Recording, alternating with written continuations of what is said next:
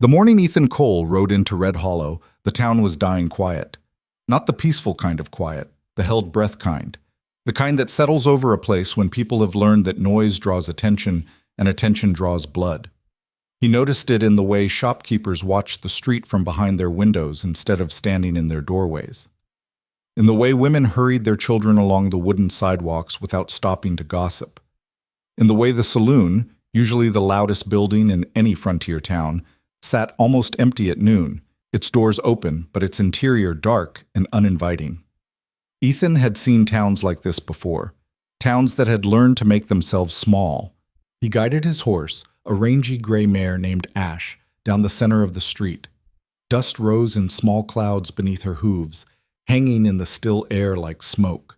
The sun beat down merciless and white, baking the wooden buildings until they creaked. Somewhere a shutter banged rhythmically against a wall, the sound lonely and insistent. He wasn't planning to stay. Red Hollow was just a name on a map, a place to water his horse, and maybe get a hot meal before moving on. He'd been moving for 3 months now, ever since he'd left the wreckage of his last life behind in a valley 200 miles north. Every town was just another stop. Every sunrise just another reason to keep riding. The livery stable stood at the far end of the street, its doors sagging on leather hinges. Ethan dismounted and led Ash inside, grateful for the shade. The interior smelled of hay and horse sweat and old leather, familiar smells that required no thought, no memory. "Help you?" The voice came from the shadows. Ethan turned to see an old man emerge from a back stall, his face weathered like canyon rock, his eyes sharp despite the cataracts filming one of them. "Water and feed," Ethan said. "Maybe a rub-down if you've got time." The old man nodded, already moving toward Ash with the easy competence of someone who'd been around horses longer than most men had been alive. He ran a hand down the mare's neck, checking her over with professional efficiency. "She's sound," he said. "You treat her right." "She treats me right back." The old man smiled faintly at that. "Staying long?" "Just passing through." "Smart." The word came out flat, stripped of inflection. The old man didn't look at Ethan when he said it, just kept his attention on the horse. Town's no place for strangers right now. Ethan had heard variations of that warning in a dozen towns. Sometimes it meant bandits, sometimes it meant disease, sometimes it just meant people were scared and looking for someone to blame. He'd learned not to ask for details. Details created obligations. He paid the old man and stepped back into the sunlight, blinking against the brightness. The hotel sat directly across the street, a 2-story building with a faded sign that read Holloway House, in letters that had once been gold. Ethan started toward it, his boots heavy on the sun-baked boards. He was halfway across when he heard the scream. It came from the alley beside the general store, high and sharp and desperate. The kind of scream that meant someone was past asking for help and into the territory of pure survival. Ethan stopped walking. Every instinct he'd cultivated over the past 3 months told him to keep moving. Not your town, not your problem, not your fight. He'd made himself a promise when he'd left his old life behind. No more causes, no more crusades, no more trying to fix things that couldn't be fixed. The scream came again, weaker this time, defeated. Ethan closed his eyes, took a breath, made a choice he knew he'd regret. He turned toward the alley. 3 men had a woman pinned against the wall. She was young, maybe 20, with dark hair falling loose around her face and a simple cotton dress torn at the shoulder. One man held her arms while another fumbled with her skirt. The third stood watch, his hand resting casual on the gun at his hip. They didn't hear Ethan approach. They were too focused on their entertainment, too confident in their immunity. That confidence told Ethan everything he needed to know about who they were and what kind of town this had become. "Let her go." His voice cut through the alley like a blade through silk. All 3 men turned, surprise registering on their faces before it hardened into something uglier. The one at the alley mouth, the lookout, stepped forward. He was young, maybe 25, with the kind of pretty boy features that probably got him far with saloon girls. A silver deputy's badge glinted on his chest, though Ethan would bet his last dollar the man had never enforced a law in his life. "This ain't your concern, stranger." The words came out lazy, almost amused. "Keep walking." Ethan didn't move. "I said, let her go." The man with his hands on the woman's skirt released her and turned around. He was older, maybe 40, with a scar running from his left eye to his jaw, the kind of scar that spoke of violence survived. His eyes held the flat, empty look of someone who'd stopped seeing other people as human a long time ago. "You deaf or stupid?" His hand drifted toward his gun. Or maybe both. Behind him, the woman slid down the wall, her legs giving out. The man who'd been holding her arms let her fall. Ethan kept his voice level. "Last chance." The scarred man laughed. It was an ugly sound. "You know who we are. You got any idea who you're talking to?" "Don't care." "You will." The man's hand moved toward his gun with practiced speed, muscle memory from 100 draws, 100 kills. But Ethan was faster. His Colt cleared leather in a motion so smooth it seemed almost lazy. The shot cracked through the alley, impossibly loud in the confined space. The scarred man stumbled backward, a red bloom spreading across his chest. He looked down at the wound with something like surprise, then up at Ethan with dawning comprehension. "You," he started to say, but the words dissolved into a wet cough. He dropped to his knees, swayed for a moment, then fell forward onto his face. The alley went silent except for the ringing echo of the gunshot. Ethan kept his gun trained on the other two men. The lookout had his hand on his weapon but hadn't drawn, smart enough to recognize that any move he made would be his last. The third man, who'd been holding the woman, had his hands up, his face pale beneath his tan. "Jesus Christ," the lookout whispered. "Do you know what you just did? Do you have any fucking idea?" Ethan didn't answer. He moved forward, keeping his gun steady, and knelt beside the woman. Her eyes were wide and glassy with shock, her breathing shallow and rapid. "Can you stand?" he asked quietly. She nodded, though he doubted she'd actually processed the question. He helped her to her feet, keeping himself between her and the two remaining men. "Walk," he told her. "Don't run. Just walk to somewhere safe." She stumbled past him, one hand clutching her torn dress closed, the other braced against the alley wall for support. Ethan waited until she'd reached the street before he addressed the two men again. "Tell your boss," he said, "that he should teach his boys better manners." The lookout's face had gone from pale to red. "Our boss? Jesus, you stupid son of a bitch. That was our boss. That was Jameson Crow. Barrett Crow's only son." The words hit Ethan like cold water. He kept his expression neutral, but inside something shifted, a recognition of doors closing, of choices narrowing, of a future suddenly contracting to a very specific set of terrible outcomes. Barrett Crow.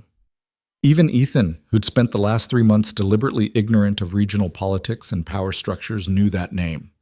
Barrett Crow controlled everything from the southern territories to the northern passes, a warlord in all but name, ruling through fear and violence and a complete absence of mercy. And Ethan had just killed his son. "Then I guess," Ethan said slowly, "he should have taught him not to rape women in alleys." He backed toward the street, gun still raised, watching the two men. Neither moved. They just stood there, shock and fear and a kind of sick anticipation playing across their faces. They were already imagining what would happen next, already picturing the blood. Ethan holstered his gun and walked out of the alley into the bright sunlight. The street had filled with people. They stood in clusters, keeping their distance but craning their necks to see. Word had already spread. Small towns were like that, gossip moving faster than wildfire. Everyone knew a stranger had just killed Jameson Crow. Everyone knew what that meant. Ethan walked toward the hotel, aware of the eyes following him, the whispers starting up in his wake. He should leave. Right now. Get on his horse and ride hard and fast and not stop until he was 3 territories away. But something in him had settled into a cold, quiet place. A familiar place. A place he'd been trying to leave behind, but apparently couldn't escape. He'd killed a man.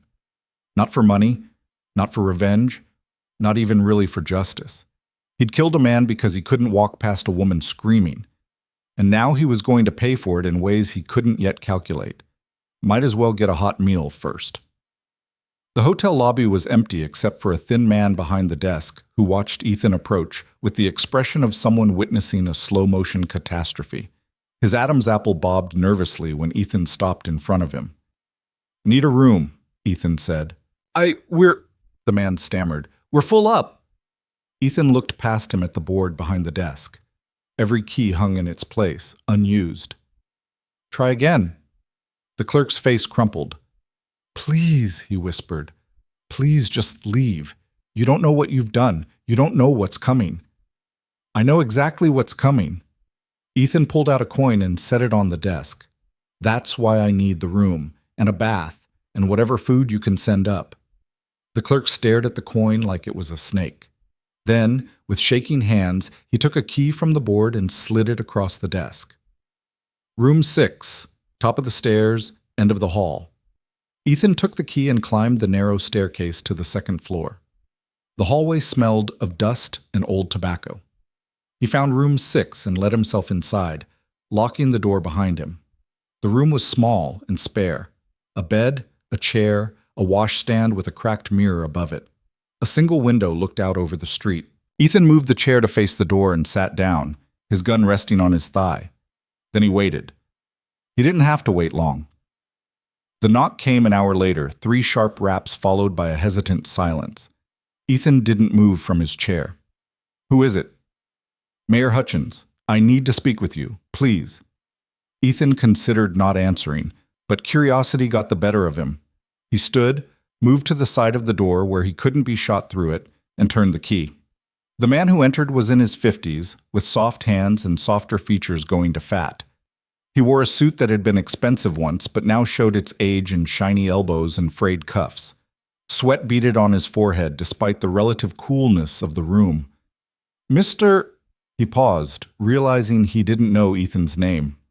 Cole. Mr. Cole. The mayor wrung his hands together in a gesture that would have been comical if it wasn't so desperate. I don't know what brought you to Red Hollow, but I'm begging you, you need to leave, right now, before sunset. Ethan studied him. Why? Why? The mayor's voice cracked. Because you killed Jameson Crowe. Because Barrett Crowe will burn this entire town to ashes when he finds out. Because every minute you stay here puts innocent people in danger. So you want me to leave? God, yes. And then what happens to the woman those men were raping? The mayor flinched as if struck. That was unfortunate, but she's alive. You made sure of that. Now, let it be enough. Let it be enough, Ethan repeated flatly. You know what happens next time? Next time, there's no stranger passing through. Next time, she's just entertainment for Crow's boys and nobody stops them. Next time, and the time after that, and every time after that, until this whole town is so used to looking away that you forget you ever had spines. The mayor's face flushed red. You self-righteous bastard. You ride in here, you kill a man, you put all of us at risk, and then you judge us? You don't know what it's like living under Crow's shadow. You don't know what we've sacrificed just to survive. You're right, Ethan said. I don't know, and I don't care. I'll be gone by morning. Relief flooded the mayor's features. Thank you, thank you. I'll make sure you have provisions. But, Ethan continued, you should know something. Crow's going to come anyway. Maybe not tonight, maybe not tomorrow, but he'll come. And when he does, it won't matter that I'm gone. He'll want blood. And you people, he gestured toward the window, toward the town beyond. You'll give it to him. You'll give him whoever he asks for because that's what you do. That's who you've become. The mayor opened his mouth, then closed it, then opened it again. You're wrong. Am I?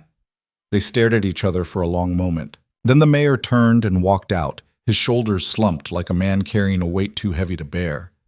Ethan locked the door behind him and returned to his chair.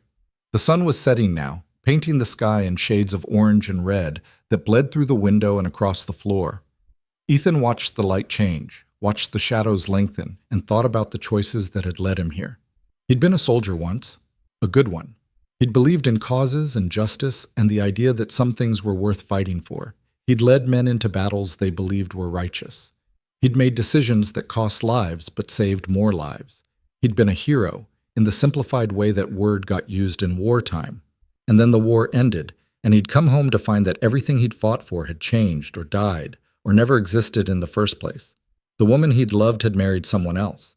The land he'd defended had been carved up by men who'd never fired a shot. The principles he'd bled for had been sold for profit margins and political favors. So he'd left. He'd taken his horse and his gun and what little money he had, and he'd started riding, trying to find something, trying to leave something behind. He still wasn't sure which. And now here he was, in another dying town, having killed another man, facing another reckoning. Some things, it seemed, you couldn't outride. Night fell completely. The street below went dark except for the yellow glow of lanterns in a few windows. Ethan could hear voices from the saloon, low and tense, the sound of people trying to drink away their fear. He was drifting toward sleep, his body finally relaxing despite the circumstances, when he heard the horses. A lot of horses. Ethan was at the window instantly, looking down at the street. 15 riders, maybe 20, their torches turning the darkness into a hell-lit nightmare of dancing shadows and firelight. They rode in a tight formation, disciplined and dangerous, and at their head was a man who radiated authority like heat from a forge. Barrett Crow. Ethan had never seen him before, but there was no mistaking who he was. He sat his horse like a king on a throne, his face carved from granite, his eyes scanning the street with the cold assessment of a predator. The riders stopped in the center of town. Crow raised one hand and the men fell silent. Not a word, not a whisper, just the creak of leather and the restless stamping of hooves. "Where is he?" Crow's voice carried through the night air, clear and hard and absolutely certain of its authority. Not loud. He didn't need to be loud. Everyone was listening. No one answered. Crow turned his horse in a slow circle, his gaze sweeping over the buildings. "The man who killed my son. Where is he?" Still silence. Crow nodded, as if he'd expected this. "All right, we'll do it the other way." He gestured to his men. 2 of them dismounted and walked to the nearest building, the general store. One of them pulled out a torch and held it to the wooden wall. "No!" The scream came from somewhere down the street. "Please, no!" Crow held up his hand again, and the man with the torch paused. "I'll ask one more time. Where is he?" The silence stretched for another heartbeat. Then Mayor Hutchins stepped into the street, his face pale in the torchlight, his hands raised. "He's in the hotel," he said, his voice breaking. "Room 6. He's in room 6. Ethan felt something cold settle in his chest. Not surprise, not even disappointment, just a quiet confirmation of what he'd already known about human nature. Crow smiled. It was not a pleasant expression. "See? That wasn't so hard." He dismounted and strode toward the hotel, his boots heavy on the wooden planks. 6 of his men followed, guns drawn. The rest stayed in the street, keeping watch, their torches casting wild shadows. Ethan moved away from the window. He checked his gun. 6 rounds, fully loaded. He had 2 more cylinders worth of ammunition in his belt. 18 shots total.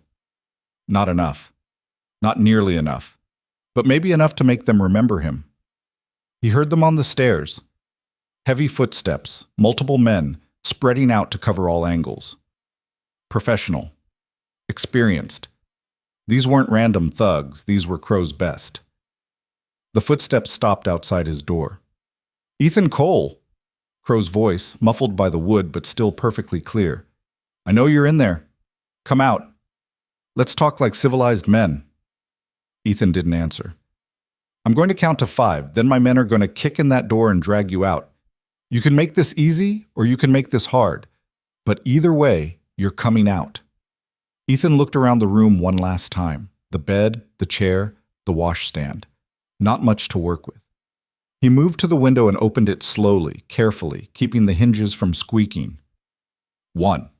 Below, in the street, the remaining riders watched the hotel. Too many to slip past. 2. Ethan looked at the building next door, maybe 8 feet away. A narrow alley between them. Doable, if he didn't think about it too hard. 3.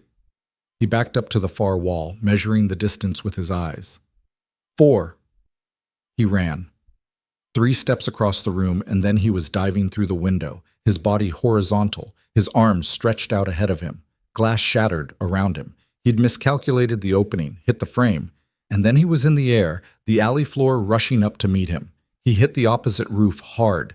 his hands scrabbling for purchase on the sun-baked shingles. His body slammed against the edge, driving the air from his lungs, and for a terrible moment he thought he was going to slide right off and plummet into the alley. Then his fingers found a gap between two shingles and he held on, pulling himself up and over the edge. Behind him, he heard the crash of his door being kicked in. Shouts of surprise and anger, someone yelling that he'd jumped.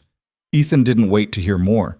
He ran across the roof, his boots sliding on the angled surface, heading for the back of the building.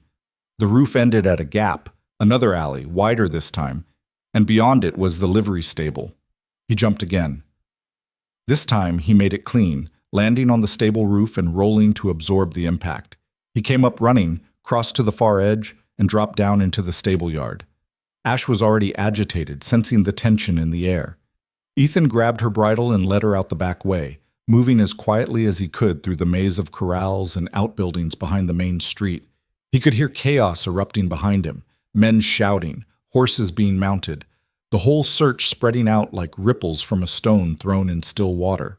But he'd bought himself maybe 2 minutes, maybe 3. He swung into the saddle and urged Ash into a run, heading for the open country beyond the town limits. The night swallowed them, the stars overhead cold and indifferent. Behind him, Red Hollow burned with torchlight and rage, and Ethan Cole rode hard into the darkness, knowing that running wouldn't save him, but unable to stop himself from trying. Some men are born to fight, some men choose to fight, and some men, rare men, have fighting thrust upon them by a combination of conscience and circumstance that leaves them no other option. Ethan had always thought he was the second kind, but as he rode through the night with a warlord's vengeance at his heels, he was starting to suspect he'd been the third kind all along. The kind who couldn't walk away from a woman screaming. The kind who'd always choose the hard right over the easy wrong. The kind who was going to get himself killed for principles that the world had already decided weren't worth dying for. The kind they wrote songs about after everyone who knew the truth was dead. Dawn broke cold and gray over the Badlands, the sun hidden behind clouds, the color of old bruises. Ethan had ridden through the night, pushing Ash harder than he liked, but knowing that stopping meant dying. The mare's flanks were slick with sweat, her breathing labored, but she hadn't faltered. She never did. He'd put maybe 20 miles between himself and Red Hollow, following game trails and dry creek beds to hide his tracks. It wouldn't be enough. Men like Barrett Crow had trackers who could follow a ghost across bare rock, but it bought him time, and time was all he had left to trade. The landscape around him was unforgiving, red stone and scrub brush, rattlesnakes and silence. The kind of country that killed careless men and didn't bother marking their graves. Ethan knew this terrain, had fought across it during the war, had learned its moods and its cruelties.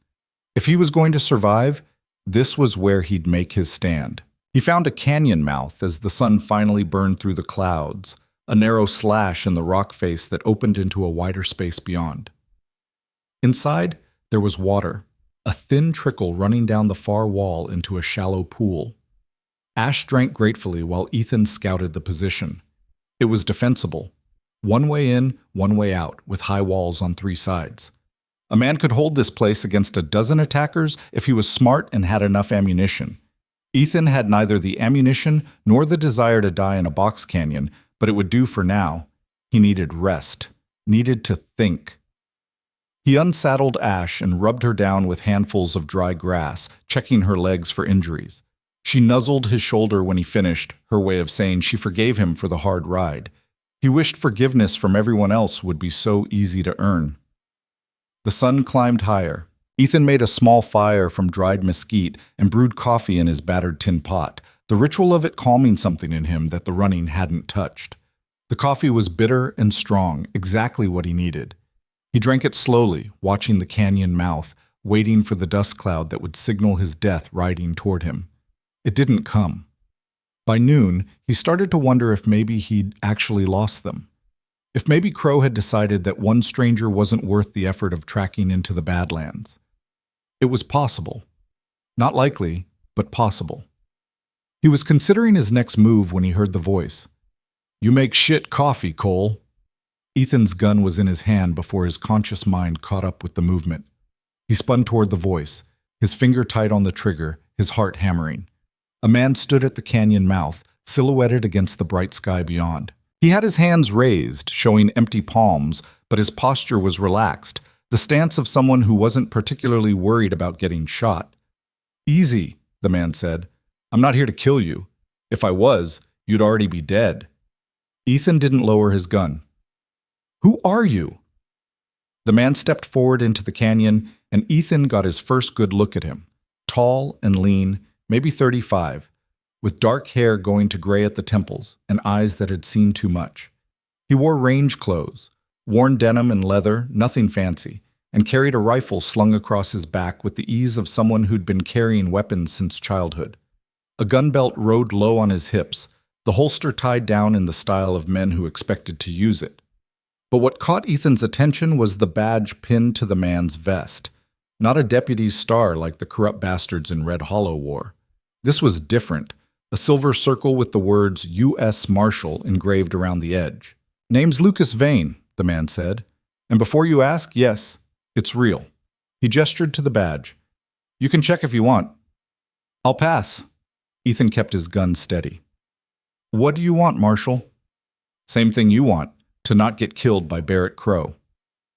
Vane moved to the fire and poured himself a cup of coffee without asking permission. He took a sip and grimaced. "Jesus, this is worse than I thought." "Answer the question."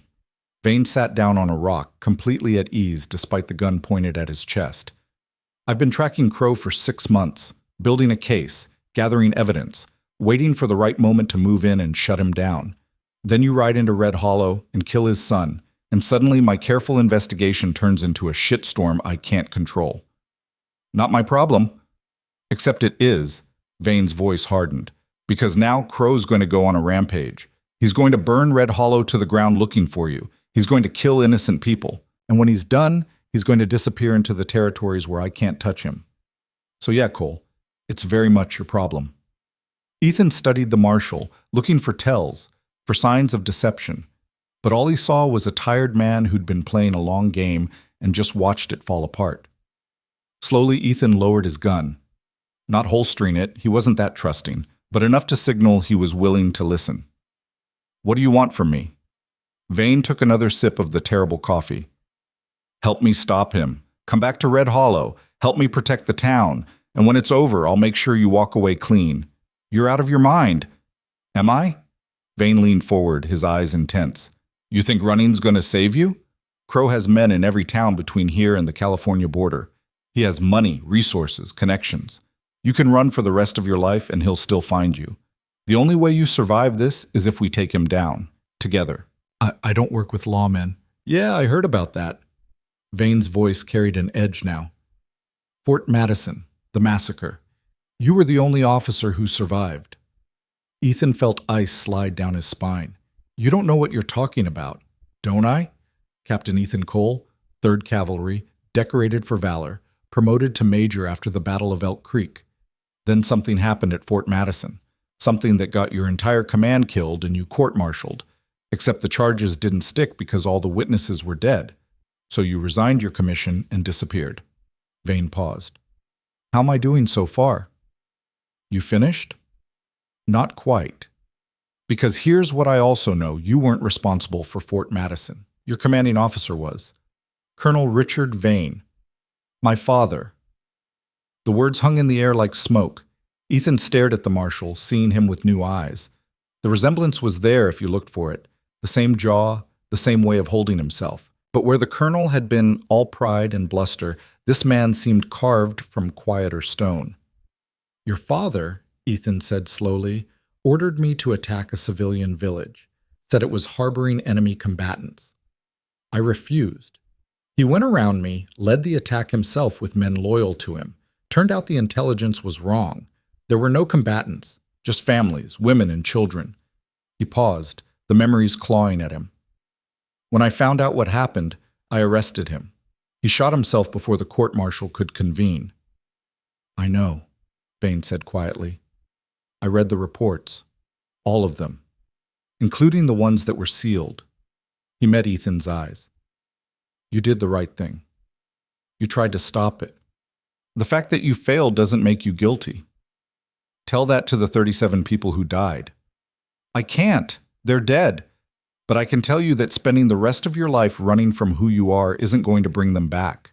And letting Crow tear Red Hollow apart isn't going to balance any scales. Ethan wanted to argue, wanted to tell this man to go to hell and leave him alone. But something in Vane's words had found purchase in a part of him he'd thought was dead. "Why should I trust you?" he asked finally. "Because I'm the only chance you've got." Vane stood, dumping the rest of his coffee into the fire.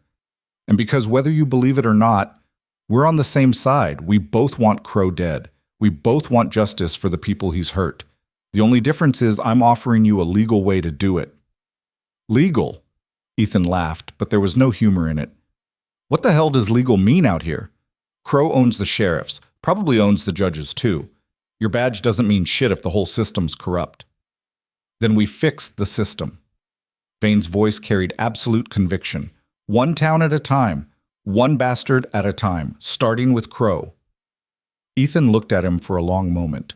Then he holstered his gun and stood. "You're either the bravest man I've ever met," he said, "or the dumbest." Vane smiled. "Probably both." They rode back toward Red Hollow as the sun began its descent, two men on a path that could only end in blood. Vane talked as they rode, laying out his plan in broad strokes. He had evidence, ledgers showing Crow's illegal operations, testimonies from victims, records of bribes paid to corrupt officials. But evidence meant nothing if there was no one to present it to. He needed time to get word to the territorial governor, to bring in federal marshals who couldn't be bought. Time to build a case that would stick. "So where do I fit in?" Ethan asked. "You keep Crow busy. Keep him focused on you while I work behind the scenes. Make him think he's hunting you, when really we're hunting him." "You're using me as bait." "I'm using you as a distraction," Vane corrected. "There's a difference." "And when Crow catches me?" "He won't. Because I'll be there." Vane's voice carried quiet certainty. "I don't leave my people behind, Cole. Not ever." They stopped on a ridge overlooking Red Hollow as twilight gathered. The town looked peaceful from this distance, lamplight beginning to glow in windows, smoke rising from chimneys.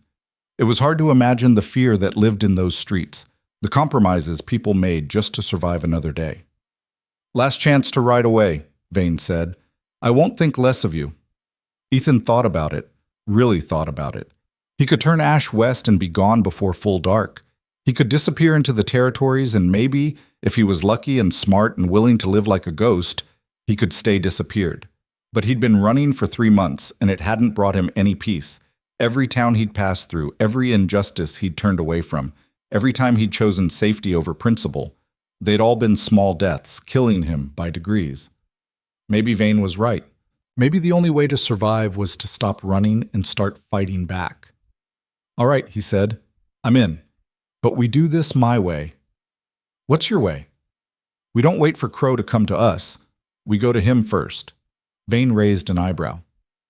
"That's insane. You said it yourself, you're either brave or dumb. Might as well be both." Ethan turned Ash toward the town. "Come on, we've got work to do." They entered Red Hollow after full dark, keeping to the back streets and alleys. The town was quiet, but it was the wrong kind of quiet. Tense and watchful, like a bowstring drawn too tight. Ethan could feel eyes on them from darkened windows, could sense the fear that had settled over the place like fog. Vane led them to a small house on the edge of town, barely more than a shack. He knocked 3 times, paused, then knocked twice more. The door opened a crack, then wider. The woman who stood there was the same one Ethan had saved in the alley. She looked different now, cleaned up, her torn dress replaced with a simple cotton shift, her hair pulled back, but her eyes held the same haunted quality, the shadow of trauma not yet processed. "Sarah," Vane said gently, "this is... I know who he is." Her voice was stronger than Ethan expected. Half the town's talking about him. The other half's pretending he doesn't exist. She stepped back. "Come in. Both of you." The interior was spare but clean. A single room with a bed in one corner, a small stove, a table with 2 chairs. Sarah gestured for them to sit, then put a kettle on to boil. "They came back," she said, her back to them. "After you ran. Crow's men. They tore the town apart looking for you. When they couldn't find you, they started asking questions. Who helped you? Who knew where you'd gone?" She turned to face them. They beat Mayor Hutchins so bad he can't see out of his left eye. They burned the livery stable. Killed the old man who owned it because they thought he helped you escape. Ethan felt that information land like a punch to the gut. The old stableman who'd cared for Ash, who'd warned him that the town was no place for strangers. Dead because Ethan had been there. "I'm sorry," he said, the words inadequate but all he had. "Don't be." Sarah's voice was hard. That man lived 73 years under Crow's thumb. Maybe dying free was better than living afraid. She poured hot water over tea leaves, her movements precise and controlled. "The question is, what are you going to do about it?" Vane spoke up. "We're going to stop Crow, permanently." Sarah laughed, a bitter sound. "How? He's got 40 men. You're 2. The math doesn't work." "Numbers aren't everything," Ethan said, "and we're not planning to fight them head on." "Then what are you planning?" Ethan and Vane exchanged glances. Then Ethan leaned forward, his voice low. "I'm going to surrender." Sarah's cup stopped halfway to her mouth. "What?" "Crow wants me dead. Specifically, he wants me to suffer first. He's not going to just shoot me. He's going to make an example out of me. Public execution, probably. Something to remind the town what happens when you cross him." "So you're just going to hand yourself over? Let him kill you?" Sarah's voice rose. "That's your plan?" "No," Vane interjected. "The plan is to let Crow think he's won. Get him confident. Get him sloppy. And while he's focused on making a spectacle of Cole, I'll be gathering the evidence I need and calling in federal backup. And if the backup doesn't come in time, then I improvise." Ethan's voice was calm. "I've gotten out of worse situations." "Have you?" Sarah set her cup down hard. "Have you really? Because from where I'm sitting, this looks like a suicide mission." "Maybe it is." Ethan met her eyes. "But that old stableman is dead because of me. And the mayor's beaten because of me. And if I run now, how many more people will Crow hurt trying to flush me out? How many more will die?" He paused. "I can't live with that. Not anymore." The room fell silent. Sarah looked between them, her expression unreadable. Then she sighed. "You're both idiots," she said. "But I'll help. What do you need?" Over the next hour, they laid out the details. Vane would establish himself in town openly, presenting his credentials as a U.S. Marshal and demanding to investigate the recent violence. It was risky. Crow might just kill him outright. But Vane was betting that even a warlord like Crow would hesitate before murdering a federal officer. That hesitation would buy them time. Meanwhile, Ethan would make himself visible, not surrendering immediately, but letting Crow's men spot him, chase him, think they were wearing him down. He'd lead them on a hunt that would keep them occupied while Vane worked. And when the time was right, when Vane had everything in place, Ethan would let himself be caught. "There's one problem," Sarah said. "The town. They're terrified. Half of them blame you for bringing Crow's wrath down on them. The other half are too scared to do anything but hide. If you're counting on the people of Red Hollow to stand with you, you're going to be disappointed." "I'm not counting on them to stand," Ethan said. "I'm just counting on them to watch, to see what happens when someone finally says no to Barrett Crow, to remember that they used to have spines. And if they don't remember," Ethan stood, ready to leave, "then at least I'll die knowing I tried." They left Sarah's house separately, Vane heading toward the hotel to establish his presence, Ethan melting back into the shadows. The night was deep now, the moon hidden behind clouds, the darkness almost complete.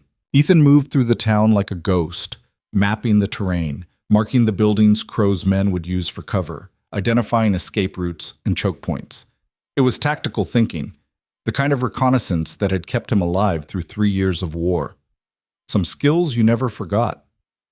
He was crossing behind the general store when he heard voices. He froze, pressing himself against the wall, listening. "Don't care what the boss says, I'm done with this shithole town." "You'll stay until Crow says otherwise." "Why? So we can chase some ghost through the Badlands?" "Cole's gone. He's halfway to Mexico by now." "Crow doesn't think so. Crow thinks he'll come back." "Then Crow's an idiot." There was a sound of impact, flesh on flesh. "You want to say that to his face?" Silence. Then grudgingly, "No." The voices moved away. Ethan waited until he was sure they were gone, then continued his circuit of the town. He found Crow's men everywhere. lounging in doorways, patrolling the streets, drinking in the saloon. There were at least 30 of them, maybe more. Professional fighters, every one of them. The kind of men who killed for money and slept soundly afterward. Against 30 trained killers, Ethan's plan seemed even more suicidal than it had in Sarah's house.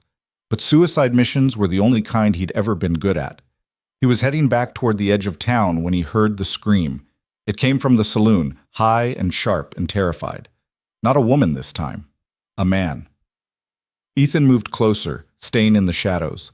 Through the saloon's grimy window, he could see the interior. Crow's men had someone on the floor, a young man, maybe 20, curled in a ball while they kicked him. Blood streaked his face. "Where is he?" one of the men was shouting. "Where's Cole?" "I don't know," the young man sobbed. "I swear, I don't know." "Liar!" Another kick, this one to the ribs. The sound of bone cracking carried even through the glass. Ethan felt his jaw tighten. He should walk away. This wasn't his fight. Getting involved would blow the whole plan before it even started, but his feet wouldn't move. He watched as they hauled the young man upright, slamming him against the bar. Watched as one of them pulled out a knife, the blade catching the lamplight. Watched as they held the blade to the young man's throat. "Last chance," the man with the knife said. "Tell us where Cole is, or I'll cut you stem to stern and let you watch your own guts fall out." The young man was crying now, his whole body shaking. "Please," he whispered. "Please, I don't know anything." Ethan closed his eyes, took a breath, made a choice. He kicked open the saloon door and walked inside. Every head in the room turned toward him. For a frozen moment, nobody moved. Then one of Crow's men went for his gun. Ethan was faster. His first shot took the man in the shoulder, spinning him around. His second shot shattered the lamp above the bar, plunging half the room into darkness. Men shouted, diving for cover, scrambling for their weapons. Ethan grabbed the young man and hauled him toward the door. "Run," he said. "Don't stop." The young man ran. Ethan backed toward the door, his gun sweeping the room. "Tell Crow," he said clearly, "that I'm not hiding. Tell him I'm right here. Tell him if he wants me, come and get me." Then he was through the door and running, bullets chasing him into the night. Behind him, chaos erupted. Men pouring out of the saloon, mounting horses, organizing pursuit. But Ethan had already disappeared into the maze of buildings and alleys, moving with the speed and silence of long practice. He'd just thrown away any element of surprise. Crow now knew he was in town, knew he was willing to fight. The careful plan he and Vane had laid out was in ruins. But that young man was alive. And sometimes, Ethan thought as he ran through the darkness, that had to be enough. He found Vane waiting in the abandoned warehouse they designated as a backup meeting point. The marshal looked furious. "What the hell did you just do?" Vane demanded. "We had a plan." Plan changed. Ethan reloaded his gun with swift, economical movements. Crow's men were about to kill an innocent kid. I couldn't let that happen. "So you just walked in and announced yourself? Jesus Christ, Cole, you might as well have painted a target on your back." "I already had a target on my back." Ethan met Vane's eyes. "At least now it's on my terms." Vane ran a hand through his hair, frustration evident in every line of his body. Then slowly, he started to laugh. It wasn't a happy sound. "You really are insane," he said. "But I'll give you this. You've got style. Style doesn't stop bullets." "No, but it might buy us the one thing we need most." Vane's expression turned thoughtful. "Crow's gonna come at you hard now. All his focus, all his resources, everything he's got. Which means he won't be paying attention to what I'm doing." That was the idea? The idea was to be subtle about it. Ethan smiled grimly. "I don't do subtle." They heard hoofbeats outside, lots of them. Crow's men spreading through the town, hunting. "You need to go," Vane said. "Now, lead them away from here." "What about you?" "I'm going to do what I came here to do. Build the case, make it stick." Vane gripped Ethan's shoulder. "Stay alive, Cole. That's an order." "I don't take orders anymore. Remember?" "Then consider it a request. From a friend." Ethan looked at him, this stranger who'd become an ally in the span of a single day. "We're not friends, Vane. We're just two men trying not to get killed." "Same thing out here." Ethan slipped out the back of the warehouse and into the night. Behind him, he could hear the hunters closing in. Ahead of him lay the Badlands, dark and vast and unforgiving. He'd been running for 3 months, but this time he wasn't running away. He was running toward something, toward a reckoning that had been building since the moment he'd pulled the trigger in that alley, toward a confrontation that would either kill him or free him, with no middle ground in between. Barrett Crow wanted a hunt. Ethan was going to give him one he'd never forget. The night swallowed him whole, and the game began in earnest. 3 days of cat and mouse followed, each one bleeding into the next like wounds that wouldn't close. Ethan led Crow's men on a chase through terrain that broke horses and men alike, always staying just ahead, always visible enough to keep them hunting, but never close enough to catch. He slept in 2-hour intervals, ate jerky and hardtack in the saddle, and pushed himself past exhaustion into a strange clarity where every decision became simple because there was no energy left for doubt. On the 4th morning, he made his first mistake. He'd stopped to water ash at a creek hidden between 2 ridges, the kind of place that should have been safe. But he'd gotten careless, let fatigue dull his edge, and by the time he heard the horses, it was too late to run. They came from both ends of the canyon, 12 men moving with the coordinated precision of a military unit. Ethan drew his gun, but the numbers were impossible. He might drop 3, maybe 4 before they cut him down, and Ash would die with him, loyal to the end. He couldn't let that happen. Slowly, deliberately, he raised his hands. The leader of the group was a hard-faced man named Garrett, Crow's second-in-command. He rode forward, his rifle trained on Ethan's chest, his eyes cold with the satisfaction of a hunter who'd finally cornered his prey. "Took you long enough to make a mistake," Garrett said. "The boss was starting to think you were smarter than you looked.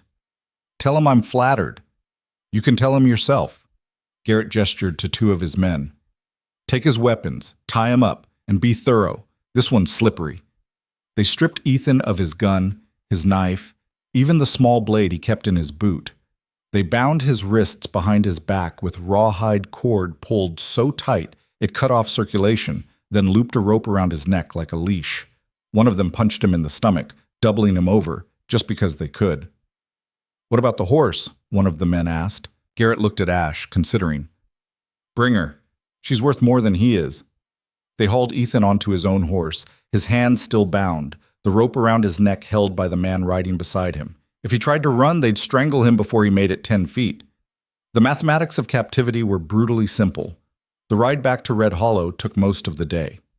They didn't speak to him, didn't taunt him, just rode in grim silence broken only by the creak of leather and the sound of hooves on stone. Professional. Efficient. Men who understood that celebrating before the job was done was how you ended up dead. Ethan used the time to think. The plan had been to surrender eventually, but on his own terms, when Vane was ready. This was too soon. Vane needed more time to gather evidence, to get word to the territorial authorities, to build a case that would survive Crow's inevitable attempts to corrupt or intimidate the legal system. But there was nothing Ethan could do about timing now. He was committed. The only question was whether Vane would be ready when the moment came, or whether Ethan would die for nothing. They reached Red Hollow as the sun was setting, the sky bleeding red and gold like an open wound. Word of their arrival must have spread because the street was lined with people, not cheering, not jeering, just watching in terrible silence. Ethan saw fear in their faces, and shame, and a kind of sick fascination. They were watching a man ride to his execution, and they couldn't look away. He searched the crowd for Vane, but didn't see him. Sarah was there, though, standing in the doorway of her small house, her face pale, but her eyes fierce. She met his gaze for just a moment, and in that moment he saw something that might have been courage or might have been rage. Either way, it was better than the fear he saw everywhere else. They brought him to the center of town, to the space in front of the saloon, where a makeshift platform had been erected. It was crude, just planks laid across barrels, but its purpose was unmistakable. This was where Crow would make his statement, where he would remind Red Hollow what happened to people who defied him. Barrett Crow was waiting on the platform, and seeing him up close for the first time, Ethan understood why an entire region lived in terror of this man. He wasn't physically imposing, average height, maybe 50 years old, starting to go to fat around the middle. But his eyes held a kind of empty certainty that was more frightening than any amount of muscle. This was a man who'd stopped seeing other people as humans so long ago that cruelty had become as natural to him as breathing. "Mr. Cole," Crow said, his voice carrying across the silent crowd. "We finally meet properly." They dragged Ethan up onto the platform. The rope around his neck jerked tight, making him stumble, and the crowd gasped. Small reactions, barely audible, but Ethan heard them. People were watching. People were paying attention. Crow circled him slowly, examining him like a rancher examining livestock. "You don't look like much. I was expecting someone more impressive, someone worthy of all the trouble you've caused." Ethan said nothing. There was nothing to say. "My son is dead because of you." Crow's voice remained conversational, almost friendly. "Jameson, 24 years old, a little wild maybe, but he was mine, my blood, and you took him from me." "He was raping a woman," Ethan said quietly. "I stopped him. You killed him." Crow's mask slipped for just a second, revealing the rage beneath. Then it settled back into place, smooth and terrible. "And now you're going to pay for it. But not quickly, not easily. You're going to suffer first. You're going to break. And everyone in this town is going to watch it happen." He turned to address the crowd. "Let this be a lesson. This is what happens when you forget who owns you." A voice cut through the gathering darkness. "Nobody owns them, Crow." Heads turned. Lucas Vane stepped out of the crowd, his marshal's badge catching the last light of sunset. He walked toward the platform with the kind of calm confidence that suggested he either had a plan or was too stupid to know he should be afraid. Ethan was betting on the former, hoping for it anyway. Crow's eyes narrowed. "Who the hell are you?" "U.S. Marshal Lucas Vane." He stopped at the base of the platform, close enough to talk but far enough to draw his gun if it came to that. "And you're under arrest for murder, racketeering, extortion, and about 40 other charges I've got documented in my saddlebags." For a moment, nobody moved. Then Crow started laughing. It was a genuinely amused sound, as if Vane had told the funniest joke he'd heard in years. "A marshal," Crow said when he could speak again. "A federal marshal rides into my town and thinks he can arrest me." He gestured to his men surrounding the platform. "Are you stupid, or do you just have a death wish?" "Neither. I'm just doing my job." Vane's voice remained level. "And if you or any of your men touch me, you'll be adding the murder of a federal officer to your list of crimes. That's a hanging offense, Crow. No trial, no appeals, just a rope. Assuming anyone ever finds your body to know you're dead. They'll find it, because I sent word to the territorial governor before I came here. He knows where I am. He knows what I'm doing. And if I don't report back by Friday, he's sending the cavalry." Vane let that sink in. "Actual cavalry, Crow. Federal troops. You really want to fight the United States Army over one town?" Crow's smile faded. Ethan could see him calculating, weighing the risks, trying to determine if Vane was bluffing. The silence stretched out, taut as a wire. Then Crow shrugged. "Fine. You want him?" He gestured to Ethan. "Take him. He's all yours. I'll deal with him after I deal with you." "That's not how this works. You're under arrest too." "Am I?" Crow's voice turned cold. "Tell me, Marshal, how exactly do you plan to arrest me? You going to take on 40 men by yourself? You that good with a gun?" "I don't need to be good. I just need to be legal." Vane pulled a folded document from his coat. "This is a federal warrant signed by Judge Harrison in the territorial court. It authorizes me to use any force necessary to bring you in. And if you resist, it authorizes me to call for military support to enforce the law." He looked around at Crow's men. "So here's how this is going to work. You and your men are going to stand down. You're going to surrender your weapons. And you're going to come with me peacefully. Or you're going to start a war with the federal government that you cannot win." Ethan watched this play out with a mixture of admiration and terror. Vane was either the bravest man he'd ever met or the craziest, and he honestly couldn't tell which. The marshal was betting everything on the power of law, on the idea that even men like Crow would hesitate before crossing certain lines. It was a good bet, but Ethan wasn't sure it was good enough. Crow studied the warrant, his face unreadable.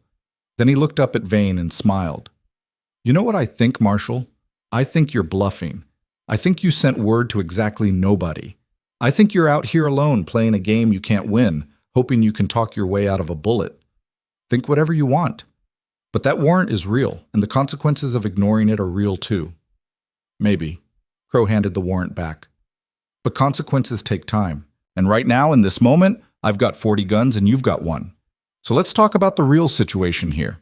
He turned to his men. Take the marshal into custody. Gently, if he cooperates.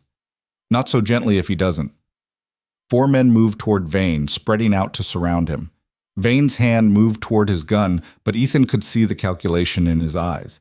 If he drew, he was dead. And if he was dead, the plan died with him. Don't, Ethan said quietly. Live to fight another day. Vane's eyes met his. In them, Ethan saw apology and anger and grim determination. Then Vane raised his hands. They took his gun and his badge and bound his wrists just as they'd bound Ethan's.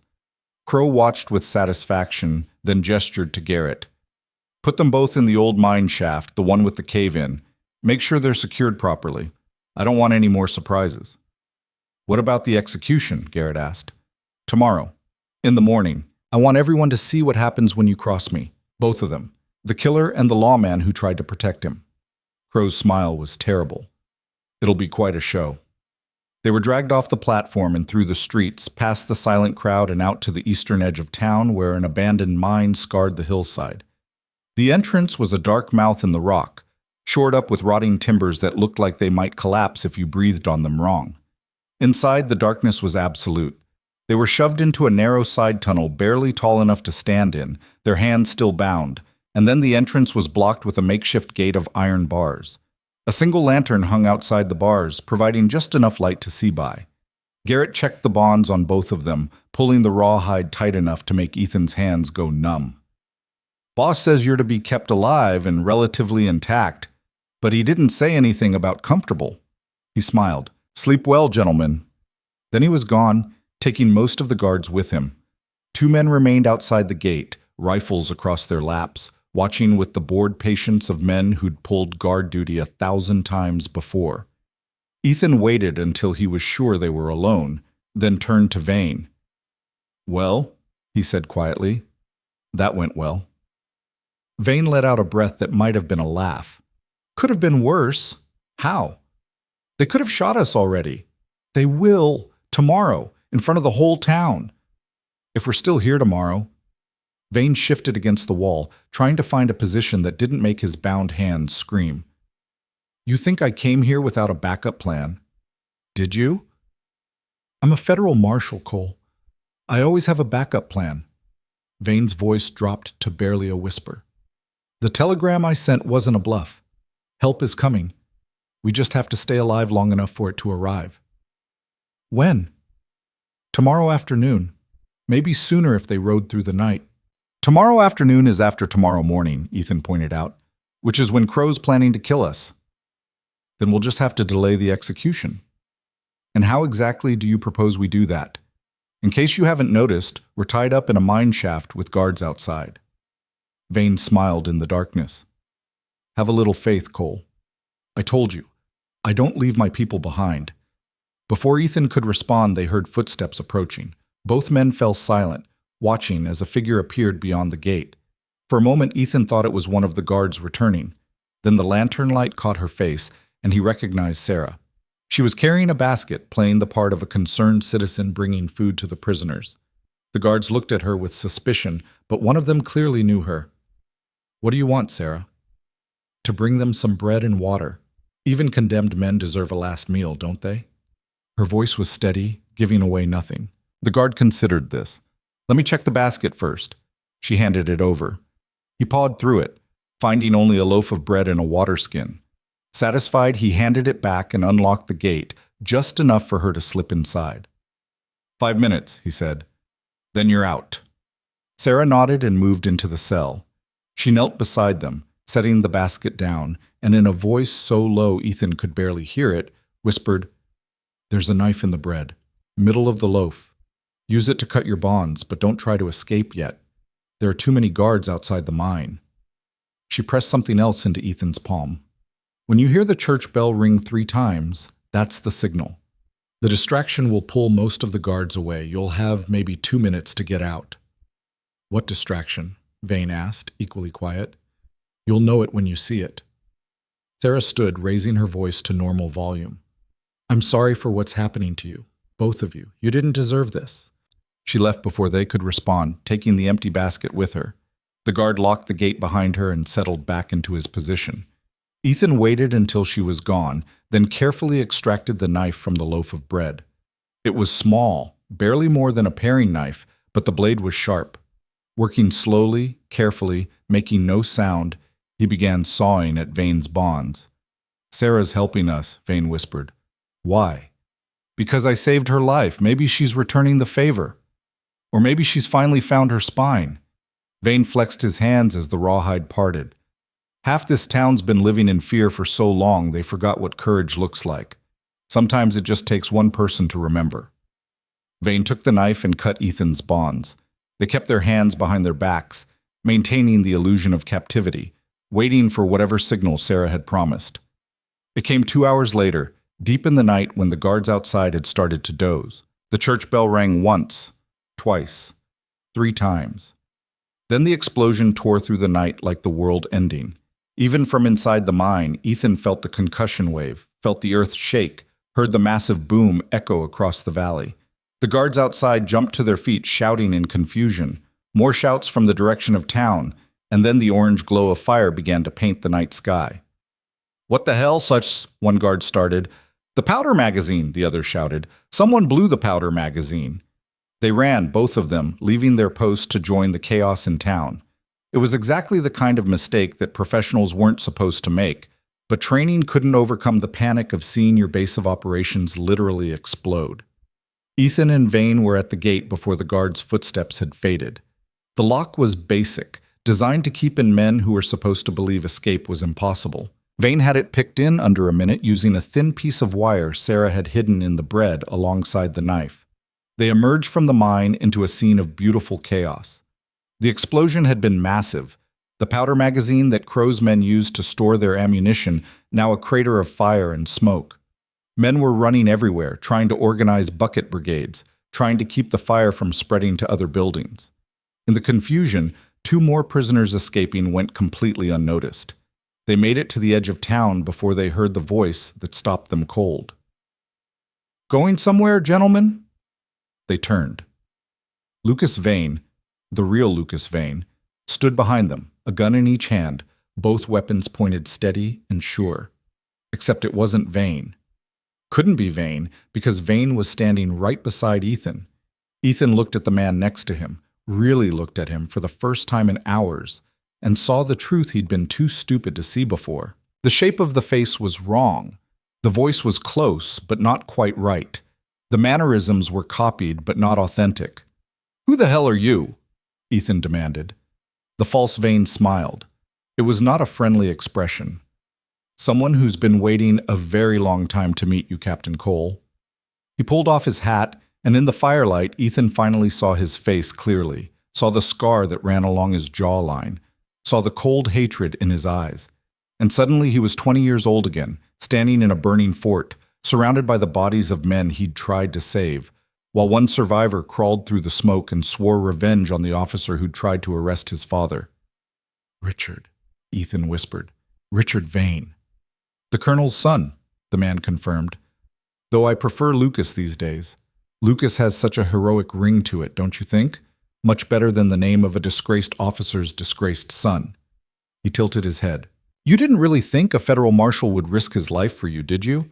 That someone in a position of actual authority would care about one washed-up soldier in a dying town? You wanted to believe it so badly you didn't see the obvious." Ethan's mind raced, putting the pieces together. The badge had been fake. The warrant had been fake. The whole story about building a case against Crow had been a lie designed to keep Ethan in place, to make him think he had an ally when he had nothing. "The telegram," Vane said, "to the territorial governor. Was that fake too?" "Oh, that was real. I did send a telegram, but not to the governor." Lucas smiled wider. I sent it to Barrett Crow, told him exactly where you'd be and when, told him how to trap you, how to break you, all the things a grieving father would want to know about the man who killed his son. You're working with Crow. Working with him? No, no, no. I'm using him just like I'm using you. Just like I'm using this entire pathetic town. Lucas gestured with one of his guns toward the burning chaos behind them. I've been planning this for years, Cole. Ever since Fort Madison, ever since you destroyed my father and my family's name, I've been waiting for the perfect moment to return the favor. So you set all this up, the whole thing. You manipulated me into killing Jameson Crow.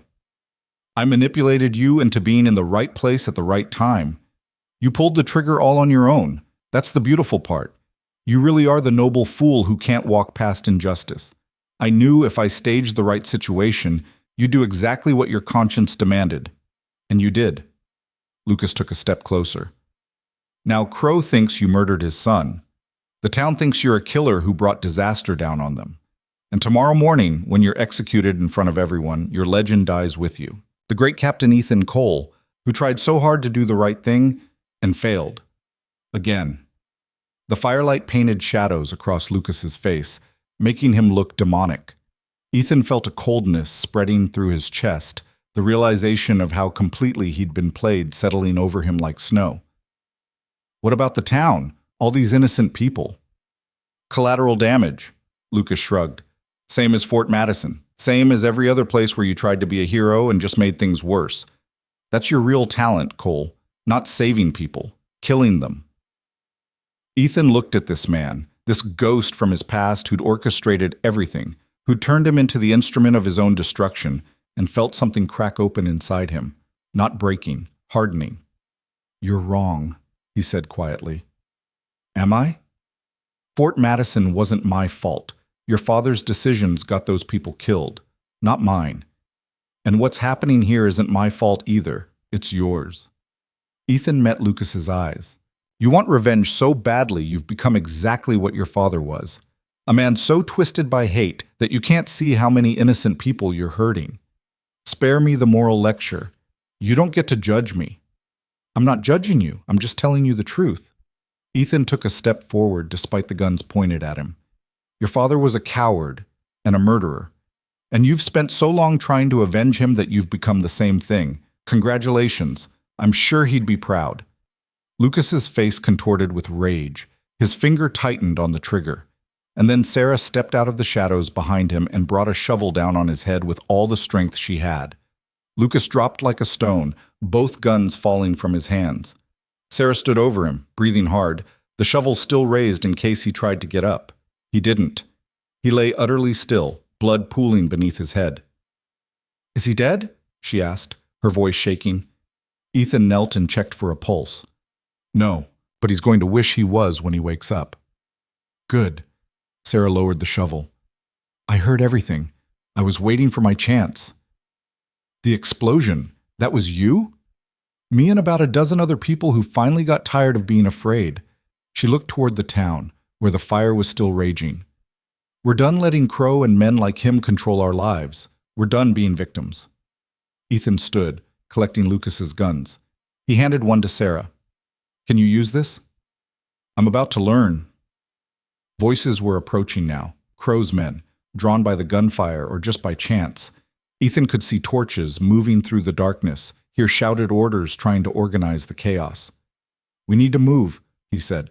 Crow's going to realize what's happening soon if he hasn't already. Where do we go? Sarah asked. Ethan looked toward the burning town, toward the people who'd finally found the courage to fight back, toward the reckoning that had been building since he'd ridden into Red Hollow and made that first impossible choice. We go finish this, he said. We go end Barrett Crow. They moved through the burning town like ghosts, using the chaos as cover. The explosion had done more than destroy Crow's ammunition. It had shattered the illusion of his invincibility. Everywhere Ethan looked, he saw Crow's men running in confusion, shouting contradictory orders, their discipline fracturing under unexpected assault. Sarah led them through back alleys and between buildings, moving with the confidence of someone who'd lived in Red Hollow her whole life and knew every hiding place, every shadow. They picked up others along the way. The young man Ethan had saved from the saloon, his face still bruised, but his eyes burning with purpose. An older woman who pressed a rifle into Ethan's hands without a word. A shopkeeper who joined them carrying a shotgun that looked older than he was. By the time they reached the town square, they were 15 strong. Not an army. Barely even a militia. But they were armed and they were angry, and most importantly, they'd stopped being afraid. Crow's headquarters was the largest building in town, a 2-story structure that had once been a bank before he'd claimed it as his own. Guards stood at every entrance, more alert now that the situation had spiraled out of control. Light blazed from every window, and through them Ethan could see men moving, gathering weapons, preparing for something. "He knows," Sarah whispered.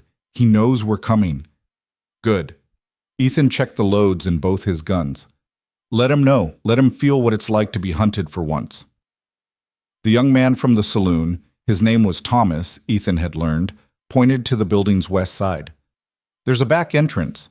Used to be where they brought in the money shipments when this was still a bank. Only one guard usually." "Usually isn't good enough," Ethan said. "We need to know for certain." "I'll check." Before anyone could stop him, Thomas slipped into the darkness, moving with the reckless confidence of youth that hadn't yet learned the weight of consequences. They waited in tense silence, listening to the sounds of the burning town behind them. The fire had spread to 3 buildings now, and bucket brigades had formed to fight it. Ethan could hear Mayor Hutchins shouting orders, his voice cracking with strain. The mayor who'd begged Ethan to leave, who'd sold him out to save himself, now fighting alongside the people he'd tried to protect through cowardice. Thomas returned 5 minutes later, breathing hard. 2 guards, but they're distracted, watching the street. I can take them if I'm quiet." "You're not doing this alone," Ethan turned to the others. "Half of you come with me through the back. The rest stay here with Sarah. When you hear shots inside, you come through the front, hard and fast. Don't give them time to organize." Sarah gripped his arm. "This is insane. We're shopkeepers and farmers. We're not soldiers." "Neither was I once. You learn fast when you have to." Ethan met her eyes. "You've already proven you're braver than you think. Trust that." He took 6 people with him, circling wide to approach from the west. Thomas led them to the back entrance, a heavy wooden door set into the stone foundation. The 2 guards were exactly where Thomas had said they'd be, their attention focused on the street, their backs vulnerable. Ethan didn't want to kill them if he could avoid it. These men were hired guns, true, but they were also just men doing a job, and he'd had his fill of unnecessary death. He signaled the others to stay back, then moved forward alone, using the darkness and the sound of distant chaos to mask his approach. He was 3 feet away when one of them turned. The man's eyes went wide, but Ethan was already moving, driving his fist into the guard's throat, cutting off any sound. The second guard spun toward them, but Thomas was there, faster than Ethan expected, bringing the butt of his rifle down hard against the man's skull. Both guards dropped. Ethan checked them, unconscious but alive. He'd take that. The back door was unlocked, arrogance or oversight on Crow's part. They slipped inside into a narrow hallway that smelled of old paper and gun oil. Voices came from somewhere ahead, multiple men arguing about how to respond to the attack, where the prisoners had gone, whether they should cut their losses and ride out before the situation got worse. Ethan moved toward the voices, his people following. The hallway opened into what had been the bank's main floor, a large room with a high ceiling and barred windows. 20 men stood around a table covered in maps and weapons, and at the head of the table stood Barrett Crow. He looked different than he had on the platform, older, tired, the iron control slipping as everything he'd built started to crumble. But his eyes still held that empty certainty, that absolute conviction that he was right and the world was wrong. "The problem," Crow was saying, "is that we've been too soft, too willing to let these people think they have choices. That ends tonight. We burn out the resistance. Every house that might be hiding rebels, we torch. Every person who won't swear loyalty, we kill. We make an example so terrible that no one will ever dare." "The problem," Ethan interrupted, stepping into the room with his gun raised, "is that you've forgotten what happens when you push people too far. They stop being afraid. And when they stop being afraid, you lose." 20 guns swung toward him. 20 men, trained killers, everyone, against Ethan and 6 townspeople who'd never been in a real fight. The mathematics were impossible. But Ethan wasn't alone. The front windows shattered as Sarah and the others opened fire from the street, bullets crashing through glass and into the room. Men dove for cover, shouting in surprise and pain. Two went down immediately, blood blooming across their shirts. The rest scattered, abandoning the table, searching for positions that would give them protection and clear shots. Ethan's people spread out, using the doorway for cover, returning fire. The room became a hell of gun smoke and noise, bullets ricocheting off stone walls, the smell of cordite thick enough to choke on. Through it all, Barrett Crow stood motionless behind the table, his face carved from granite, watching his empire die. Ethan fired twice, dropping a man who'd gotten too close. Then his gun clicked empty, and he was reaching for his second weapon when someone slammed into him from the side, driving him to the ground. He rolled, bringing his knee up hard into his attacker's groin, then smashing an elbow into the man's face. Bone crunched. The man fell away. Ethan came up firing, putting 2 rounds into another guard who'd drawn a bead on Thomas. The young man nodded thanks and kept shooting, his face set in grim determination. The fight was vicious and close and chaotic. This wasn't like war, where armies faced each other across open ground with some semblance of order. This was personal and intimate, the kind of fighting where you could see your enemy's eyes when you killed them. One of the townspeople went down, an older man named Carson who'd brought his hunting rifle. He clutched his shoulder and tried to keep fighting, but the blood was spreading too fast. Sarah was at his side immediately, dragging him back toward the door, applying pressure to the wound. "Hold them!" Ethan shouted. "Just hold them!" But they were losing ground. Crow's men had recovered from the initial surprise and were fighting back with professional efficiency. They had better weapons, better training, better positions. The townspeople had courage, but courage didn't stop bullets. Ethan saw it happening in slow motion, saw Garrett line up a shot on Thomas, saw the young man focused on a different target and completely exposed. Ethan tried to shout a warning, but the words caught in his throat. The shot never came. Garrett jerked suddenly, his gun dropping from nerveless fingers, and fell forward to reveal the woman standing behind him. The older woman who'd given Ethan the rifle. She held a knife slick with blood, her face pale but resolute. "Nobody shoots that boy," she said quietly. "Not while I'm breathing." The tide was turning, but not fast enough. They needed something to break the stalemate, some advantage to tip the scales. And then Ethan saw it.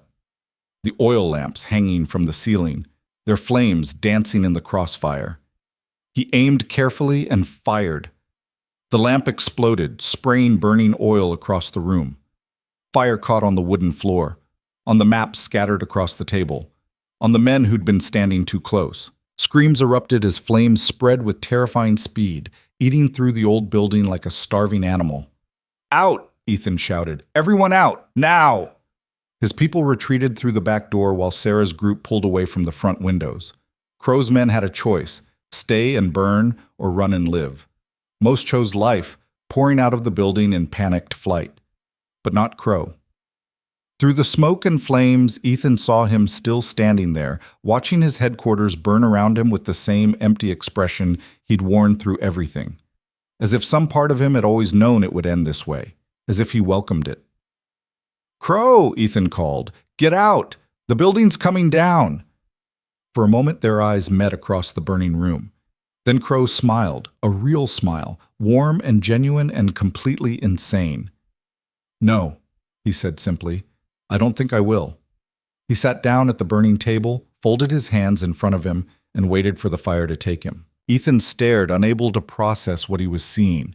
Then a beam crashed down from the ceiling, showering sparks, and survival instinct kicked in.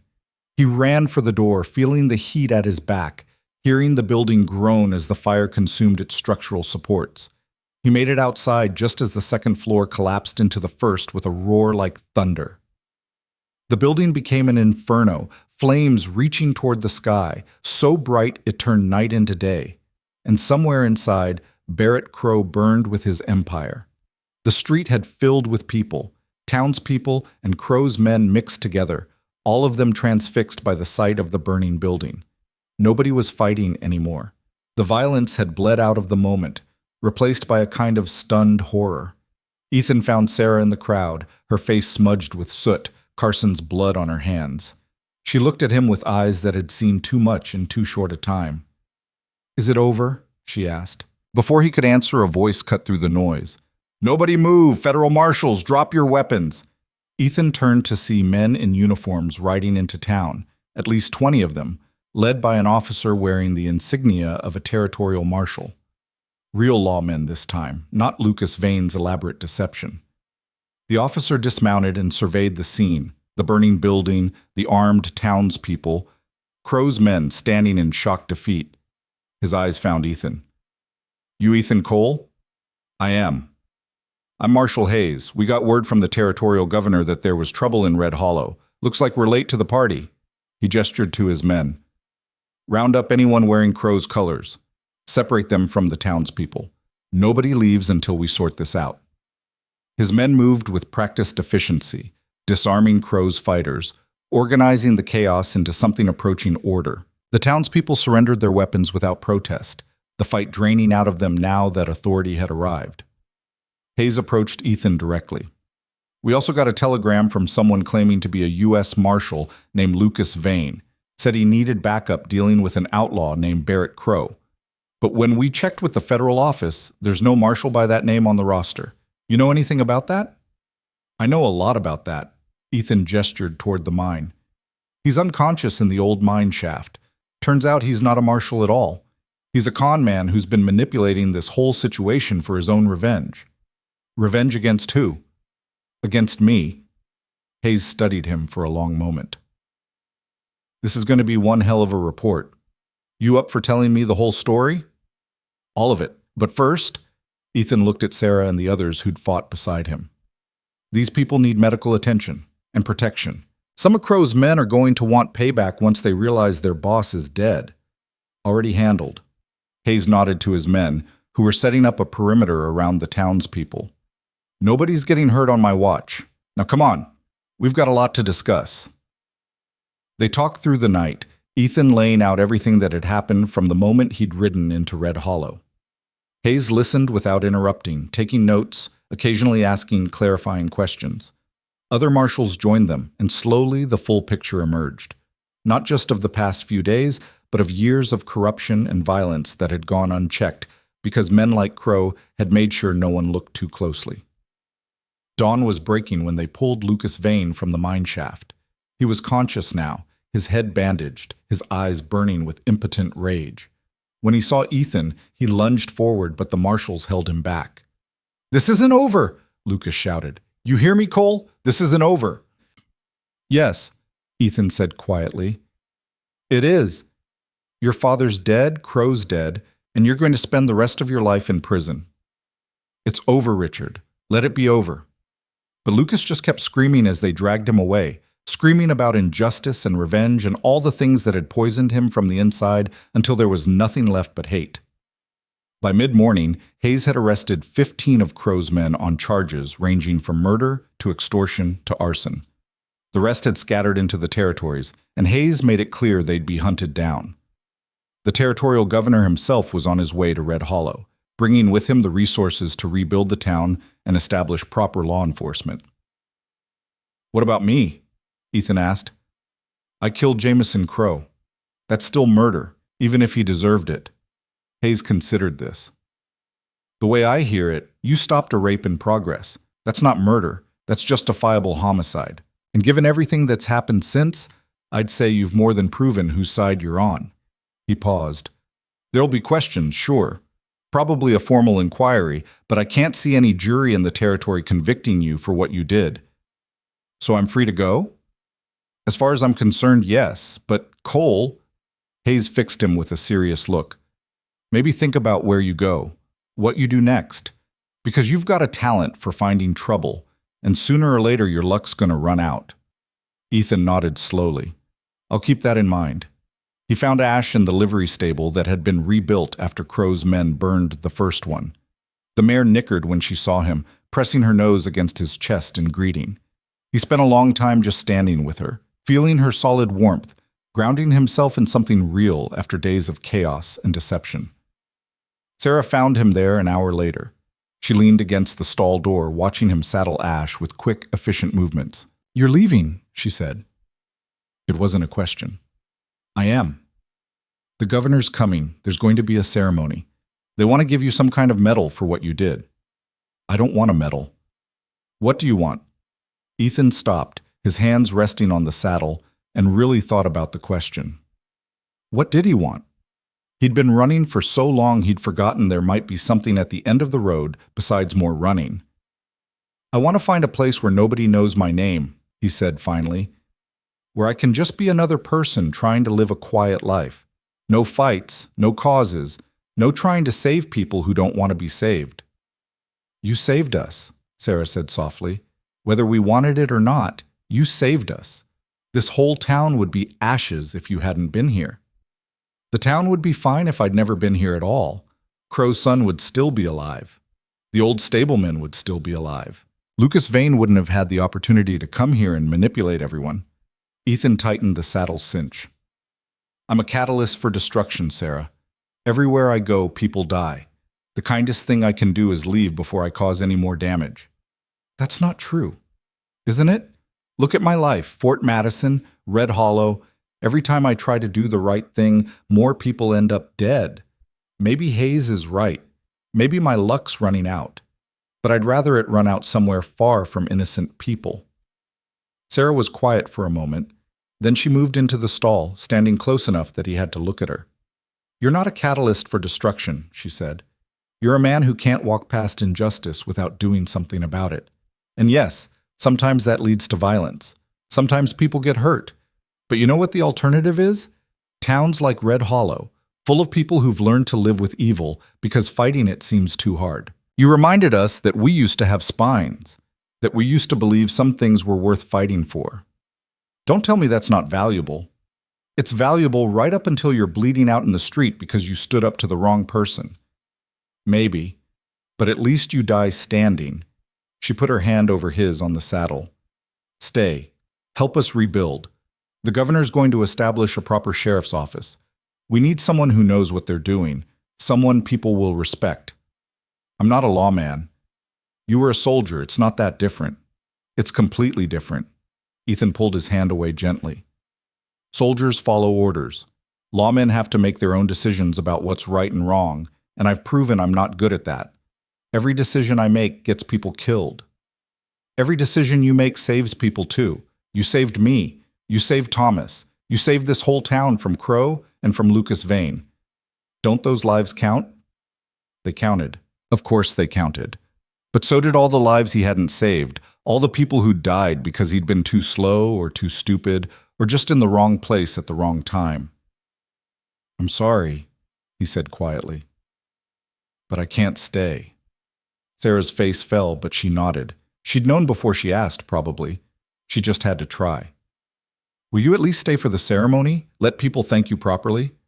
No, I think a clean break is better. For who? For everyone. He led Ash out of the stable into the morning light.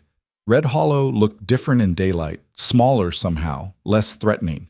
Just another frontier town trying to survive in hard country. The burned buildings were being cleared away, people already planning how to rebuild. Life went on. It always did. Mayor Hutchins was standing in the street, his face still swollen from the beating Crow's men had given him. When he saw Ethan, he straightened up, wincing at the pain. Mr. Cole, I wanted to apologize for giving you up to Crow, for being too much of a coward to stand with you. I let fear turn me into something I'm not proud of. You survived, Ethan said. That's nothing to apologize for. But at what cost? I look at myself in the mirror now, and I don't recognize the man looking back. Hutchins paused. For what it's worth, you showed us that we could be better, that we should be better. That's a gift. Ethan didn't know what to say to that, so he just nodded and kept walking. Others called out to him as he passed, thank yous and blessings and offers of free meals for life if he'd just stay one more day. He acknowledged them all, but didn't stop. At the edge of town, he swung into the saddle. Ash shifted beneath him, eager to run, to leave this place behind. Ethan understood the feeling. He took one last look at Red Hollow, at the people standing in the street watching him go, at the life he could have had if he was a different kind of man. Then he turned Ash west and touched his heels to her flanks. Behind him, Red Hollow grew smaller and smaller until it disappeared entirely, swallowed by the vast emptiness of the territories. Just another town, just another story.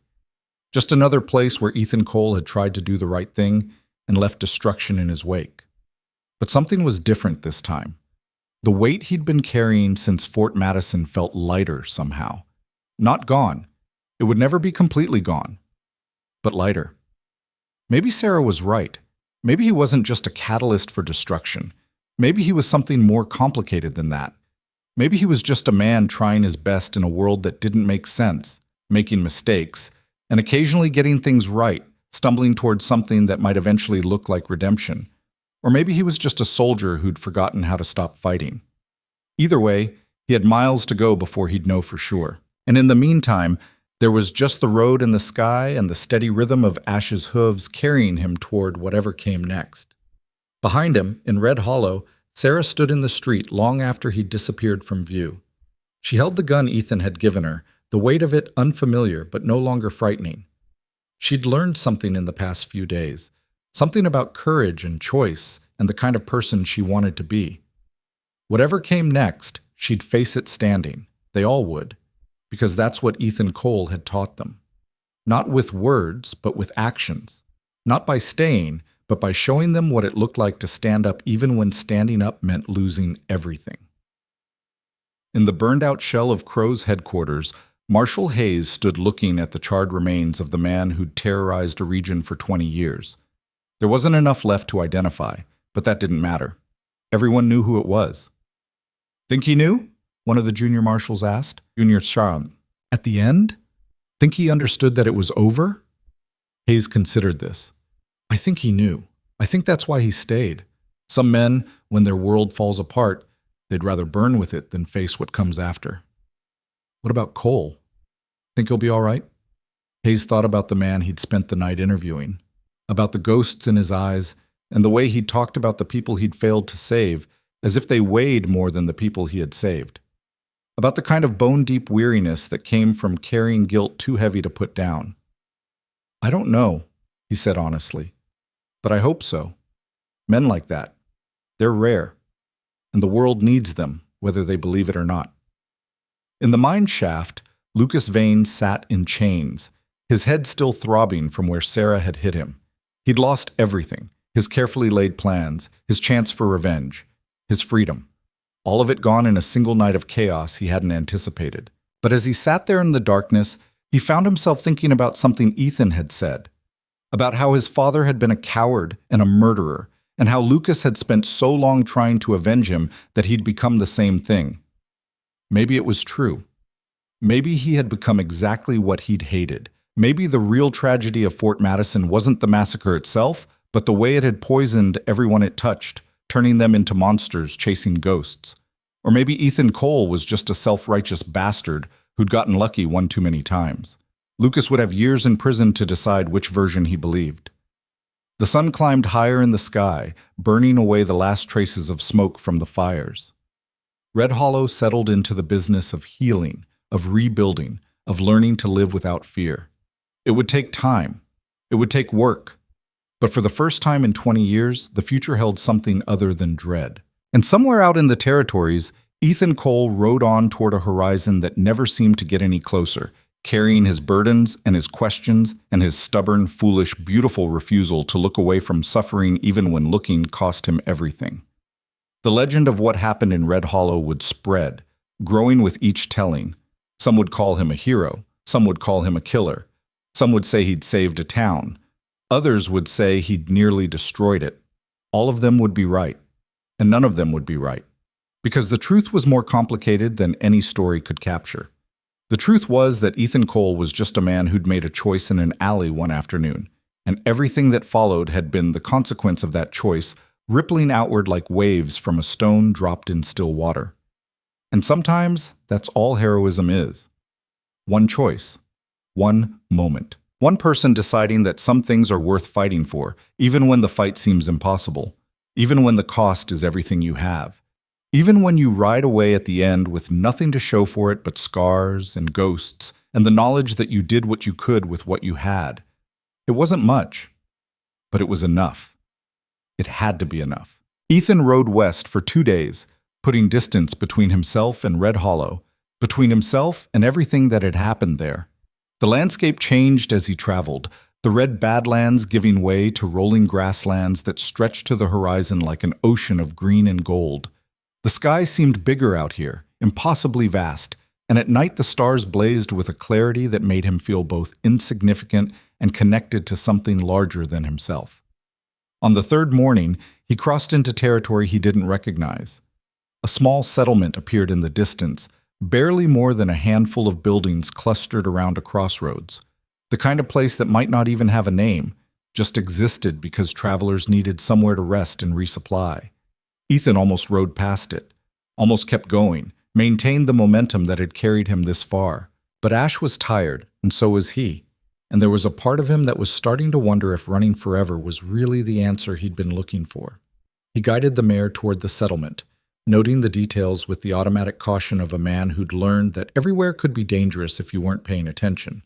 A general store, a small saloon, a blacksmith's forge with smoke rising from the chimney, a stable that looked recently built, the wood still fresh and unstained by weather. No people in the street, though. That was unusual for midday. Ethan's hand drifted toward his gun as he dismounted, his senses sharpening. Then he heard the laughter.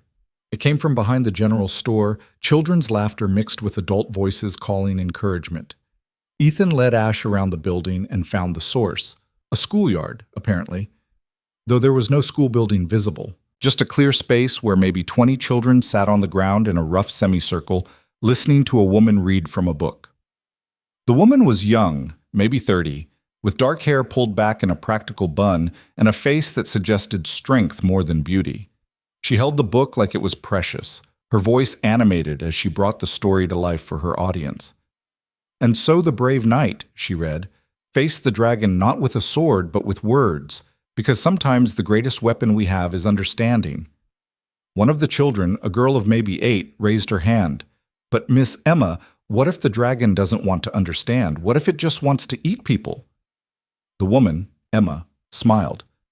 "Then the knight has to make a choice, fight or run or try to find another way. That's what makes him brave. Not that he's never afraid, but that he chooses anyway." Ethan found himself caught by that idea, held by it in a way he hadn't expected, choosing despite fear, choosing despite knowing the cost. It was a child's lesson delivered with simple clarity, but it cut deeper than he wanted to admit. Emma must have sensed his presence because she looked up, her eyes finding him standing there with his horse. For a moment their gazes held. Then she stood, brushing dust from her skirt. "Children, continue reading to yourselves. I'll be right back." She walked over to Ethan with the kind of direct confidence he'd learned to associate with frontier women who'd survived things that would have broken softer people.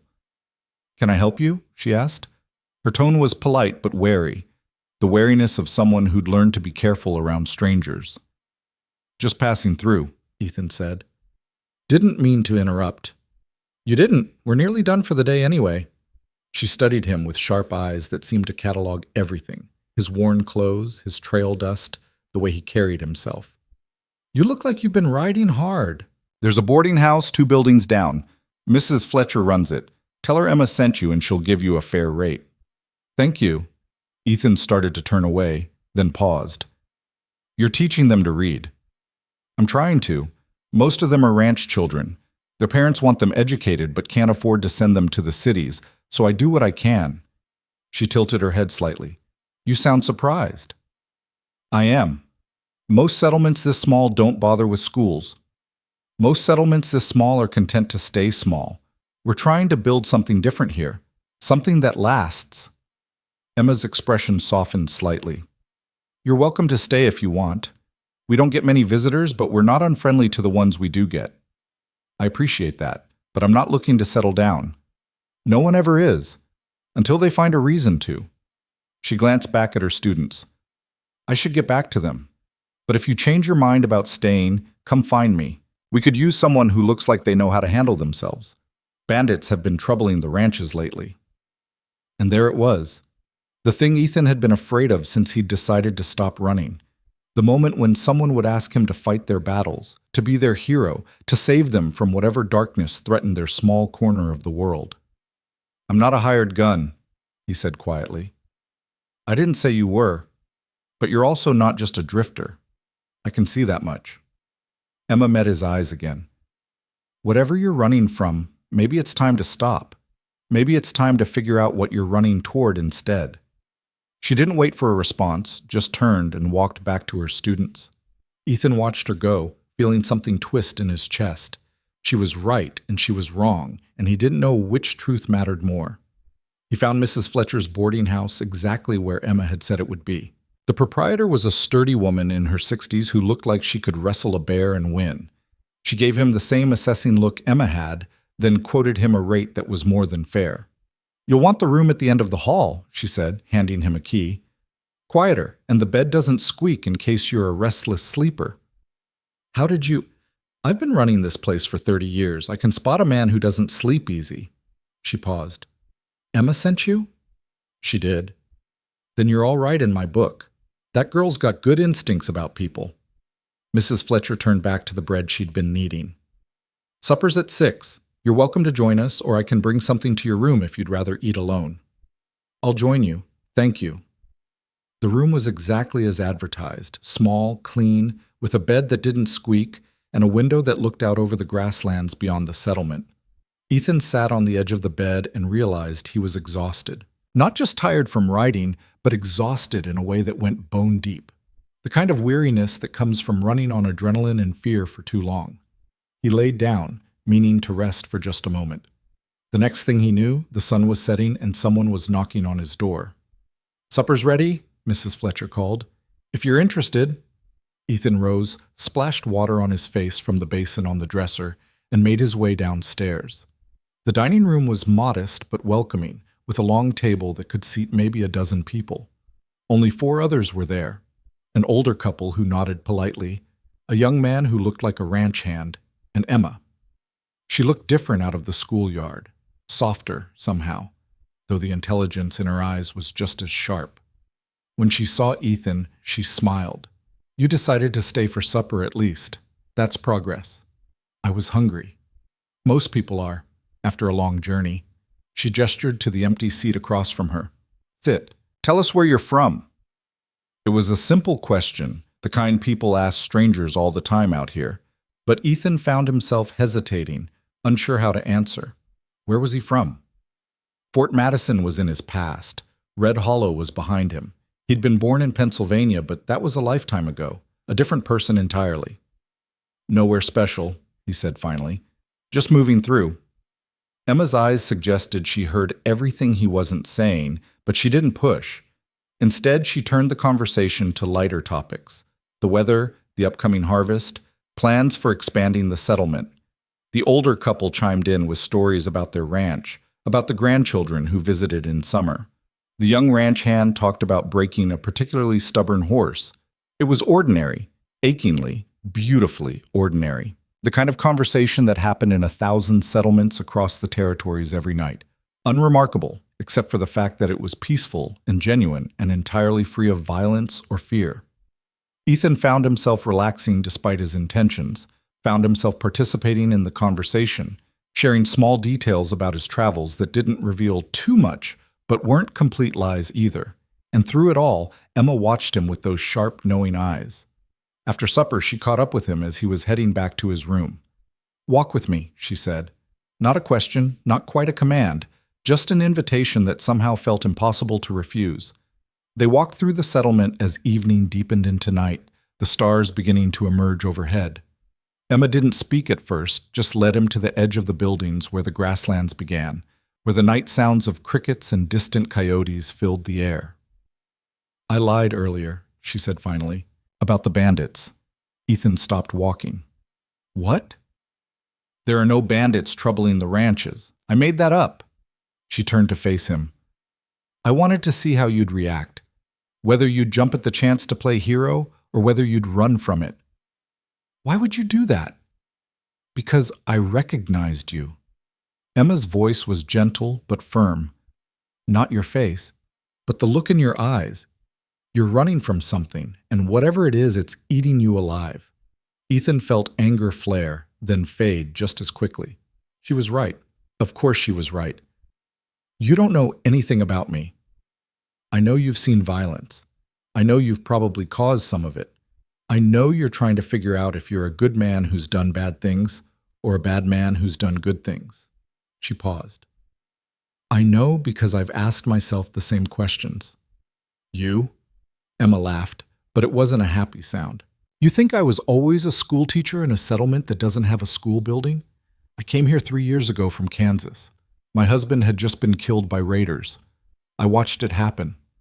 Watched them burn our farm, kill our livestock, take everything we'd built. She looked out at the darkness. I wanted revenge so badly I could taste it.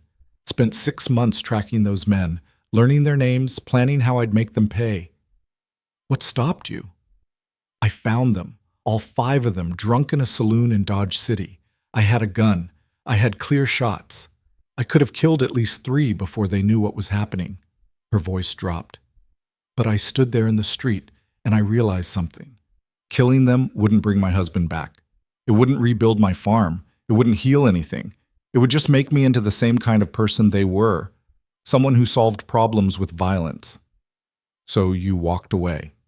I walked away, came here, started teaching children to read, started building something instead of destroying things. She met his eyes.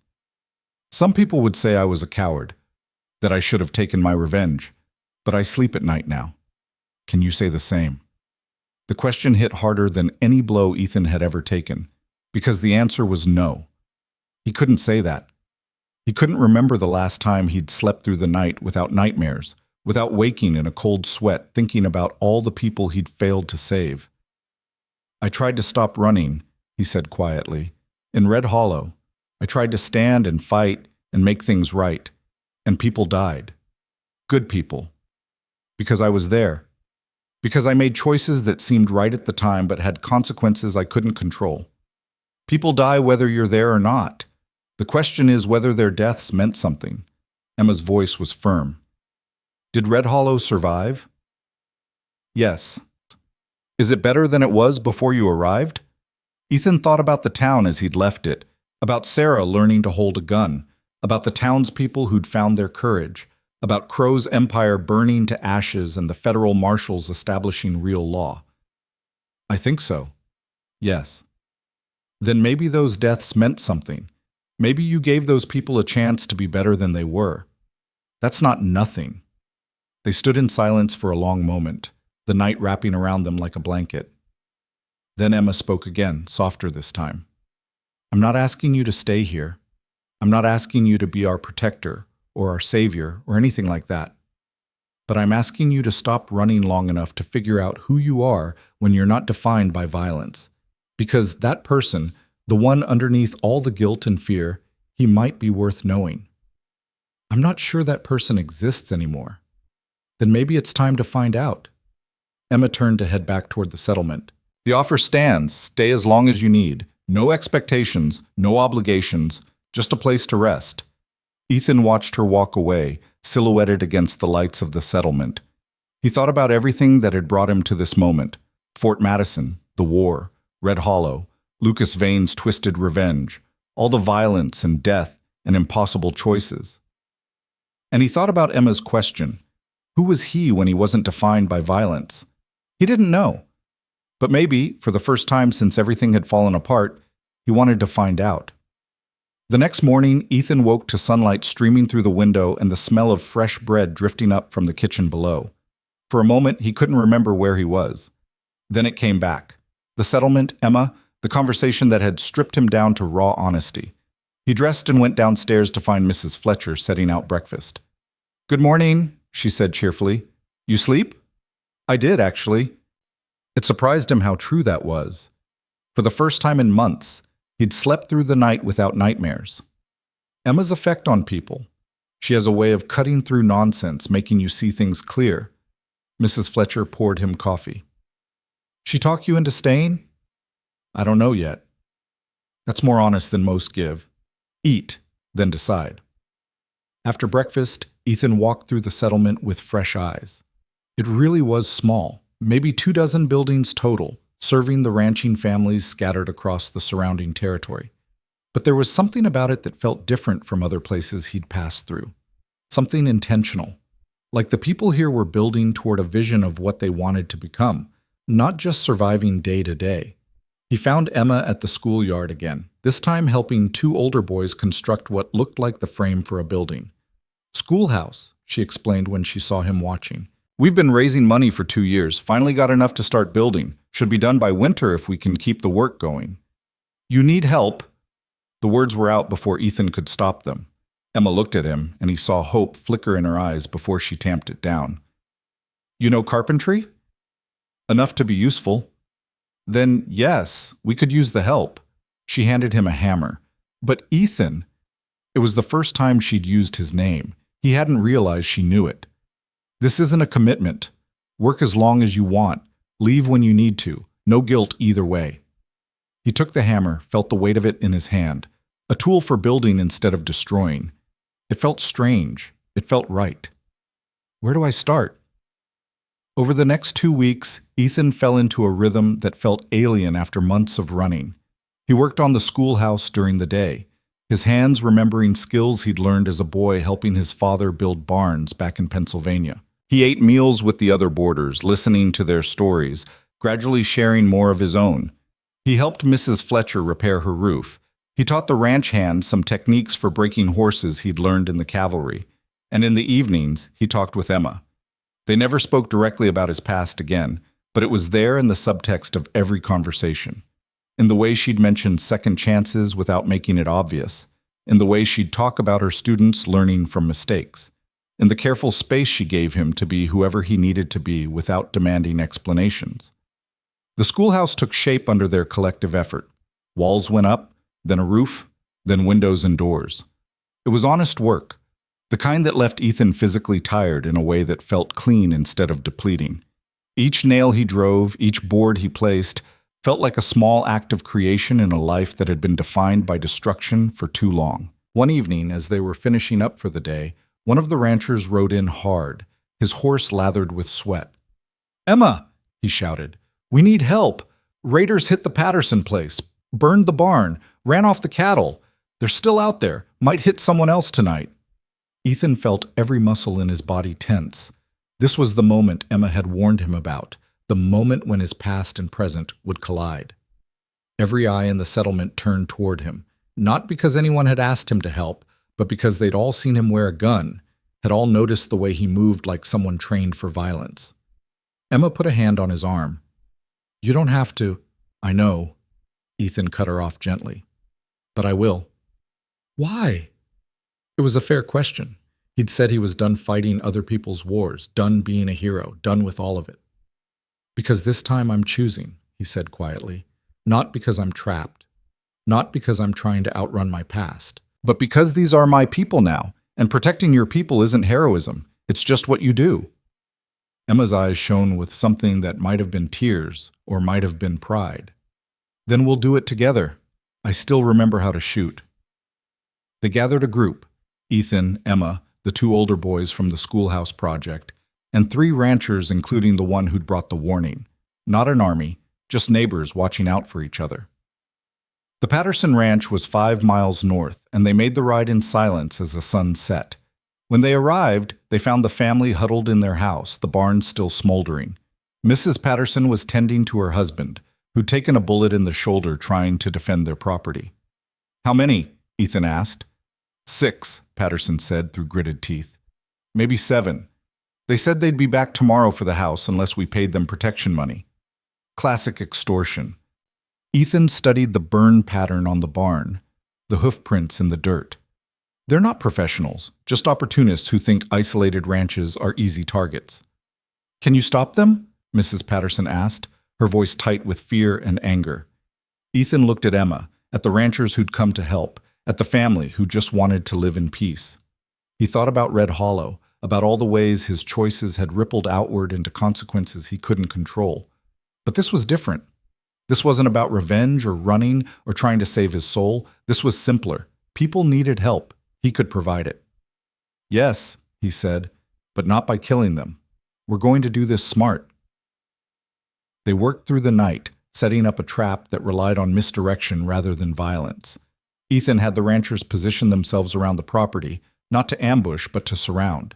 He had Emma and the older boys create noise and movement that would suggest more defenders than actually existed, and he prepared a surprise that would make the raiders think twice about ever coming back. When the raiders arrived the next morning, confident and cocky, they found what looked like an easy target. The house, alone and vulnerable. No visible defenders. The perfect setup for intimidation and theft. They rode in close, shouting demands, waving guns. Then Ethan stepped out of the house, alone, his hands visible and empty. "You're making a mistake," he called out. The leader, a scarred man in his 40s who'd probably been making this same play at isolated ranches for years, laughed. "That right? You gonna stop us, old man?" "I don't have to. You're surrounded." The raider looked around, saw nothing, laughed harder. "Sure we are." That's when Emma fired the first shot, not at the raiders, but at the ground 20 feet in front of their horses. The animals spooked, dancing sideways. Then the ranchers revealed themselves, rising from concealment points all around the property, rifles raised. The raiders suddenly found themselves in a crossfire they hadn't anticipated, outnumbered and outmaneuvered. "Drop your weapons," Ethan said calmly. "Right away. Don't come back. This is your only warning." The leader's face went from cocky to calculating. He counted the defenders, assessed the situation, and clearly decided that whatever money they might steal wasn't worth getting shot over. "You'll regret this," he said, but his voice carried no conviction. "Maybe. But you'll regret it more if you stay." Ethan's voice dropped, taking on an edge that suggested he'd had this conversation before and knew how it ended. "I've killed men for better reasons than protecting my neighbors. Don't test me." The raiders looked at each other, looked at the guns surrounding them, and made the smart choice. They turned their horses and rode away, leaving their bravado in the dust behind them. When they were gone, Emma lowered her rifle and let out a breath she'd been holding. "You think they'll come back?" "No. They're bullies, not soldiers. Bullies fold when someone stands up to them." Ethan felt something settle in his chest, something that had been restless for months. "But even if they do, we'll be ready." They returned to the settlement as heroes, though Ethan tried to deflect the praise. But the people wouldn't let him. They'd seen him organize the defense, seen him resolve the situation without bloodshed, seen him protect rather than destroy.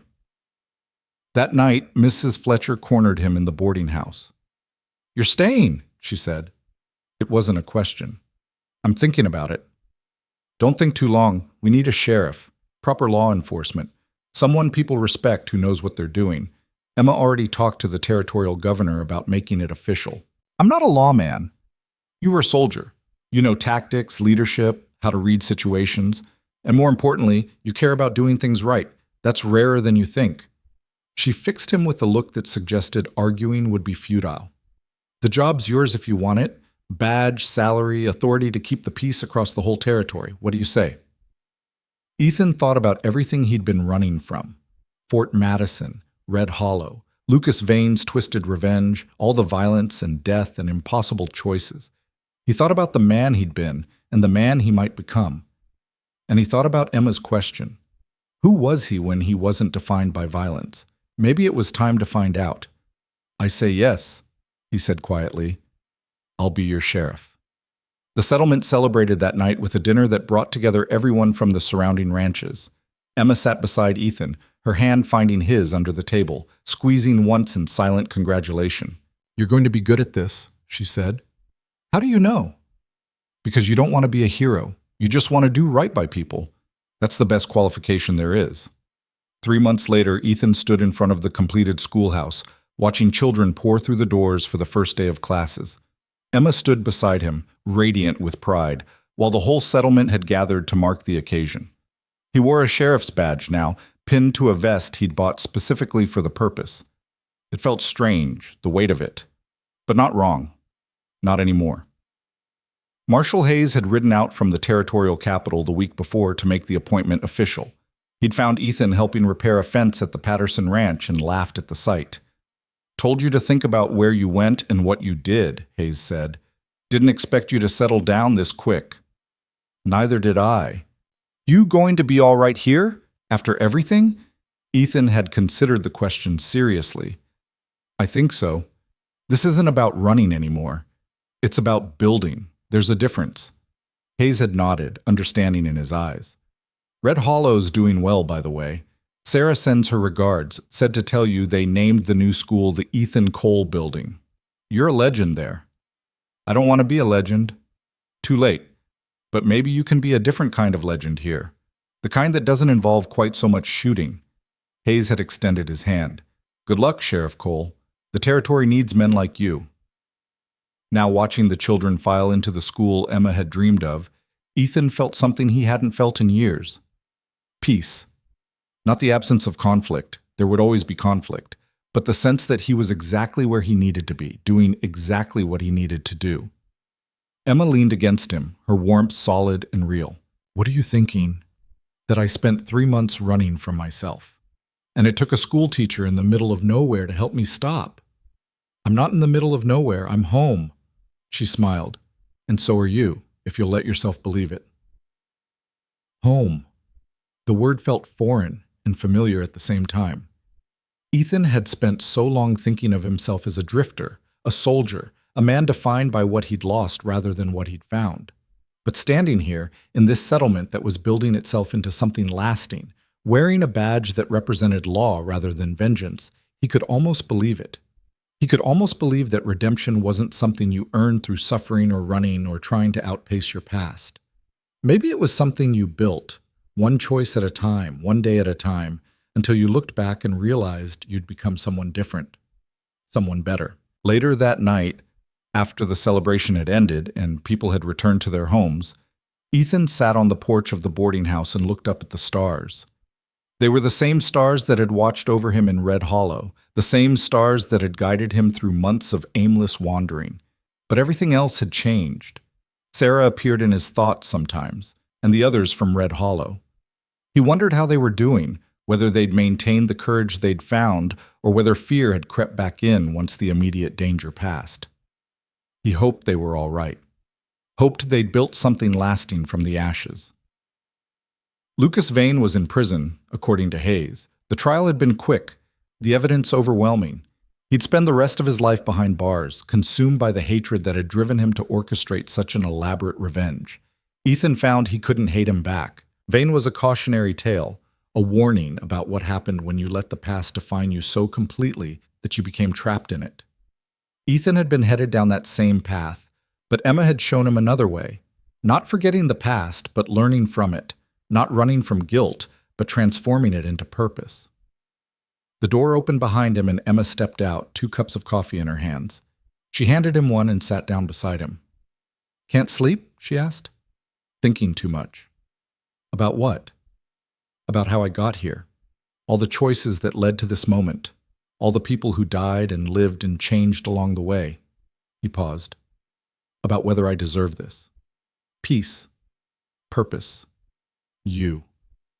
Emma was quiet for a moment, sipping her coffee. Then she spoke, her voice soft but certain. Deserve has nothing to do with it. None of us deserve anything, good or bad. We just live. We make choices. We deal with consequences. And if we're lucky, we find people who make the living easier. She looked at him. You've spent years punishing yourself for things that weren't entirely your fault. Maybe it's time to forgive yourself instead. I don't know if I can. Then start small. Forgive yourself for one thing, then another. Keep going until it becomes a habit. She smiled. You taught Red Hollow how to fight. Let me teach you how to heal. Ethan felt something crack open in his chest, some wall he'd built that Emma had been patiently dismantling since the day they met. He took her hand, feeling the calluses from years of hard work, the strength in her fingers. I don't know how this ends, he said honestly. I don't know if I'll be any good at being a sheriff or living in one place, or any of it. Nobody knows how anything ends. We just keep moving forward and hope for the best. Emma squeezed his hand. But I'll tell you what I do know. You're a good man, Ethan Cole. Imperfect, haunted, carrying more guilt than anyone should have to bear. But good, and that's enough. They sat together in comfortable silence as the night deepened around them, two people who'd found each other through darkness and chosen to build something in the light. It wasn't a perfect ending. Ethan still had nightmares sometimes, still woke thinking about Fort Madison or Red Hollow or all the faces of people he'd failed to save. But Emma was always there, patient and steady, reminding him that the past was just prologue, that every day was a chance to choose who you wanted to be. And slowly, day by day, Ethan Cole became the kind of man who could sleep through the night, who could look at his reflection and recognize the person staring back, who could wear a badge and protect people without destroying himself in the process. The settlement grew over the years. The schoolhouse became a real school with 3 teachers. More ranches sprouted across the territory, drawn by word that there was a sheriff who actually protected people instead of shaking them down. A church was built, then a proper saloon, then a hotel that made Mrs. Fletcher's boarding house look quaint. Through it all, Ethan kept the peace, not with violence, though he used it when necessary, but with the kind of steady presence that made people think twice before causing trouble. He became the kind of lawman who knew everyone's name, who helped build barns in his spare time, who taught young people how to handle weapons responsibly and when not to use them at all. And Emma taught her students year after year, instilling in them not just reading and arithmetic, but the kind of moral courage that had saved Ethan from himself. They married in the spring of his 2nd year as sheriff, a simple ceremony attended by the whole settlement. They built a house on the edge of town, with a porch where they could sit and watch the stars. They never had children of their own, but they raised dozens through Emma's school, through the young deputies Ethan trained, through the quiet influence they had on everyone they met. Years passed. The settlement became a town, then a proper city. The territories became states. The wild frontier that Ethan had known slowly transformed into something more civilized, though it never lost its edge entirely. And through it all, Ethan carried the memories of Red Hollow with him. Not as weight, but as reminder of what he'd been and what he'd become, of the price of violence and the value of courage, of the difference between running from your past and learning to live with it. On his 50th birthday, a letter arrived from Red Hollow. Sarah had written it, her handwriting shaky with age, but her spirit still fierce on the page. "We thought you should know," she wrote, "that the town is thriving. We have proper law now, real commerce, hope for the future. People still tell stories about you, about the stranger who rode in and taught us to fight. But more than that, they tell stories about the stranger who taught us to stand. Thank you for that. Thank you for showing us that courage isn't the absence of fear, but the choice to act despite it." Ethan showed the letter to Emma, and she smiled with quiet satisfaction. "You saved them," she said. "We saved each other," he corrected, because that was the truth he'd learned in all his years of living and fighting and building. Nobody saves anyone alone. We're all connected, all influencing each other in ways we can't predict or control. The best you can do is make good choices, treat people with dignity, and hope that your actions ripple outward into something positive. Ethan Cole had been a soldier, a drifter, a killer, a hero, and a legend. But in the end, he was just a man who'd learned that redemption isn't a destination you reach. It's a journey you take every single day, one choice at a time, until you look back and realize you've traveled further than you ever thought possible. And sometimes, if you're very lucky, you find someone to take that journey with you, someone who sees your darkness and doesn't run, someone who helps you build light instead. Ethan and Emma grew old together in that settlement-turned city, surrounded by people they'd helped raise and protect. When Ethan finally laid down his badge at 70, there were 3 deputies ready to take over, all trained in his methods, all believers in law tempered with mercy. He and Emma spent their final years exactly as they'd spent their middle ones, sitting on their porch, watching the stars, talking about everything and nothing. And when Ethan closed his eyes for the last time, it was with Emma's hand in his and the knowledge that he'd done something he'd once thought impossible. He'd found peace, not by running from his past, but by learning to live with it. Not by being a hero, but by being human. Not by fighting every battle, but by choosing the right ones. The legend of Ethan Cole spread far beyond Red Hollow, beyond the settlement he'd helped build.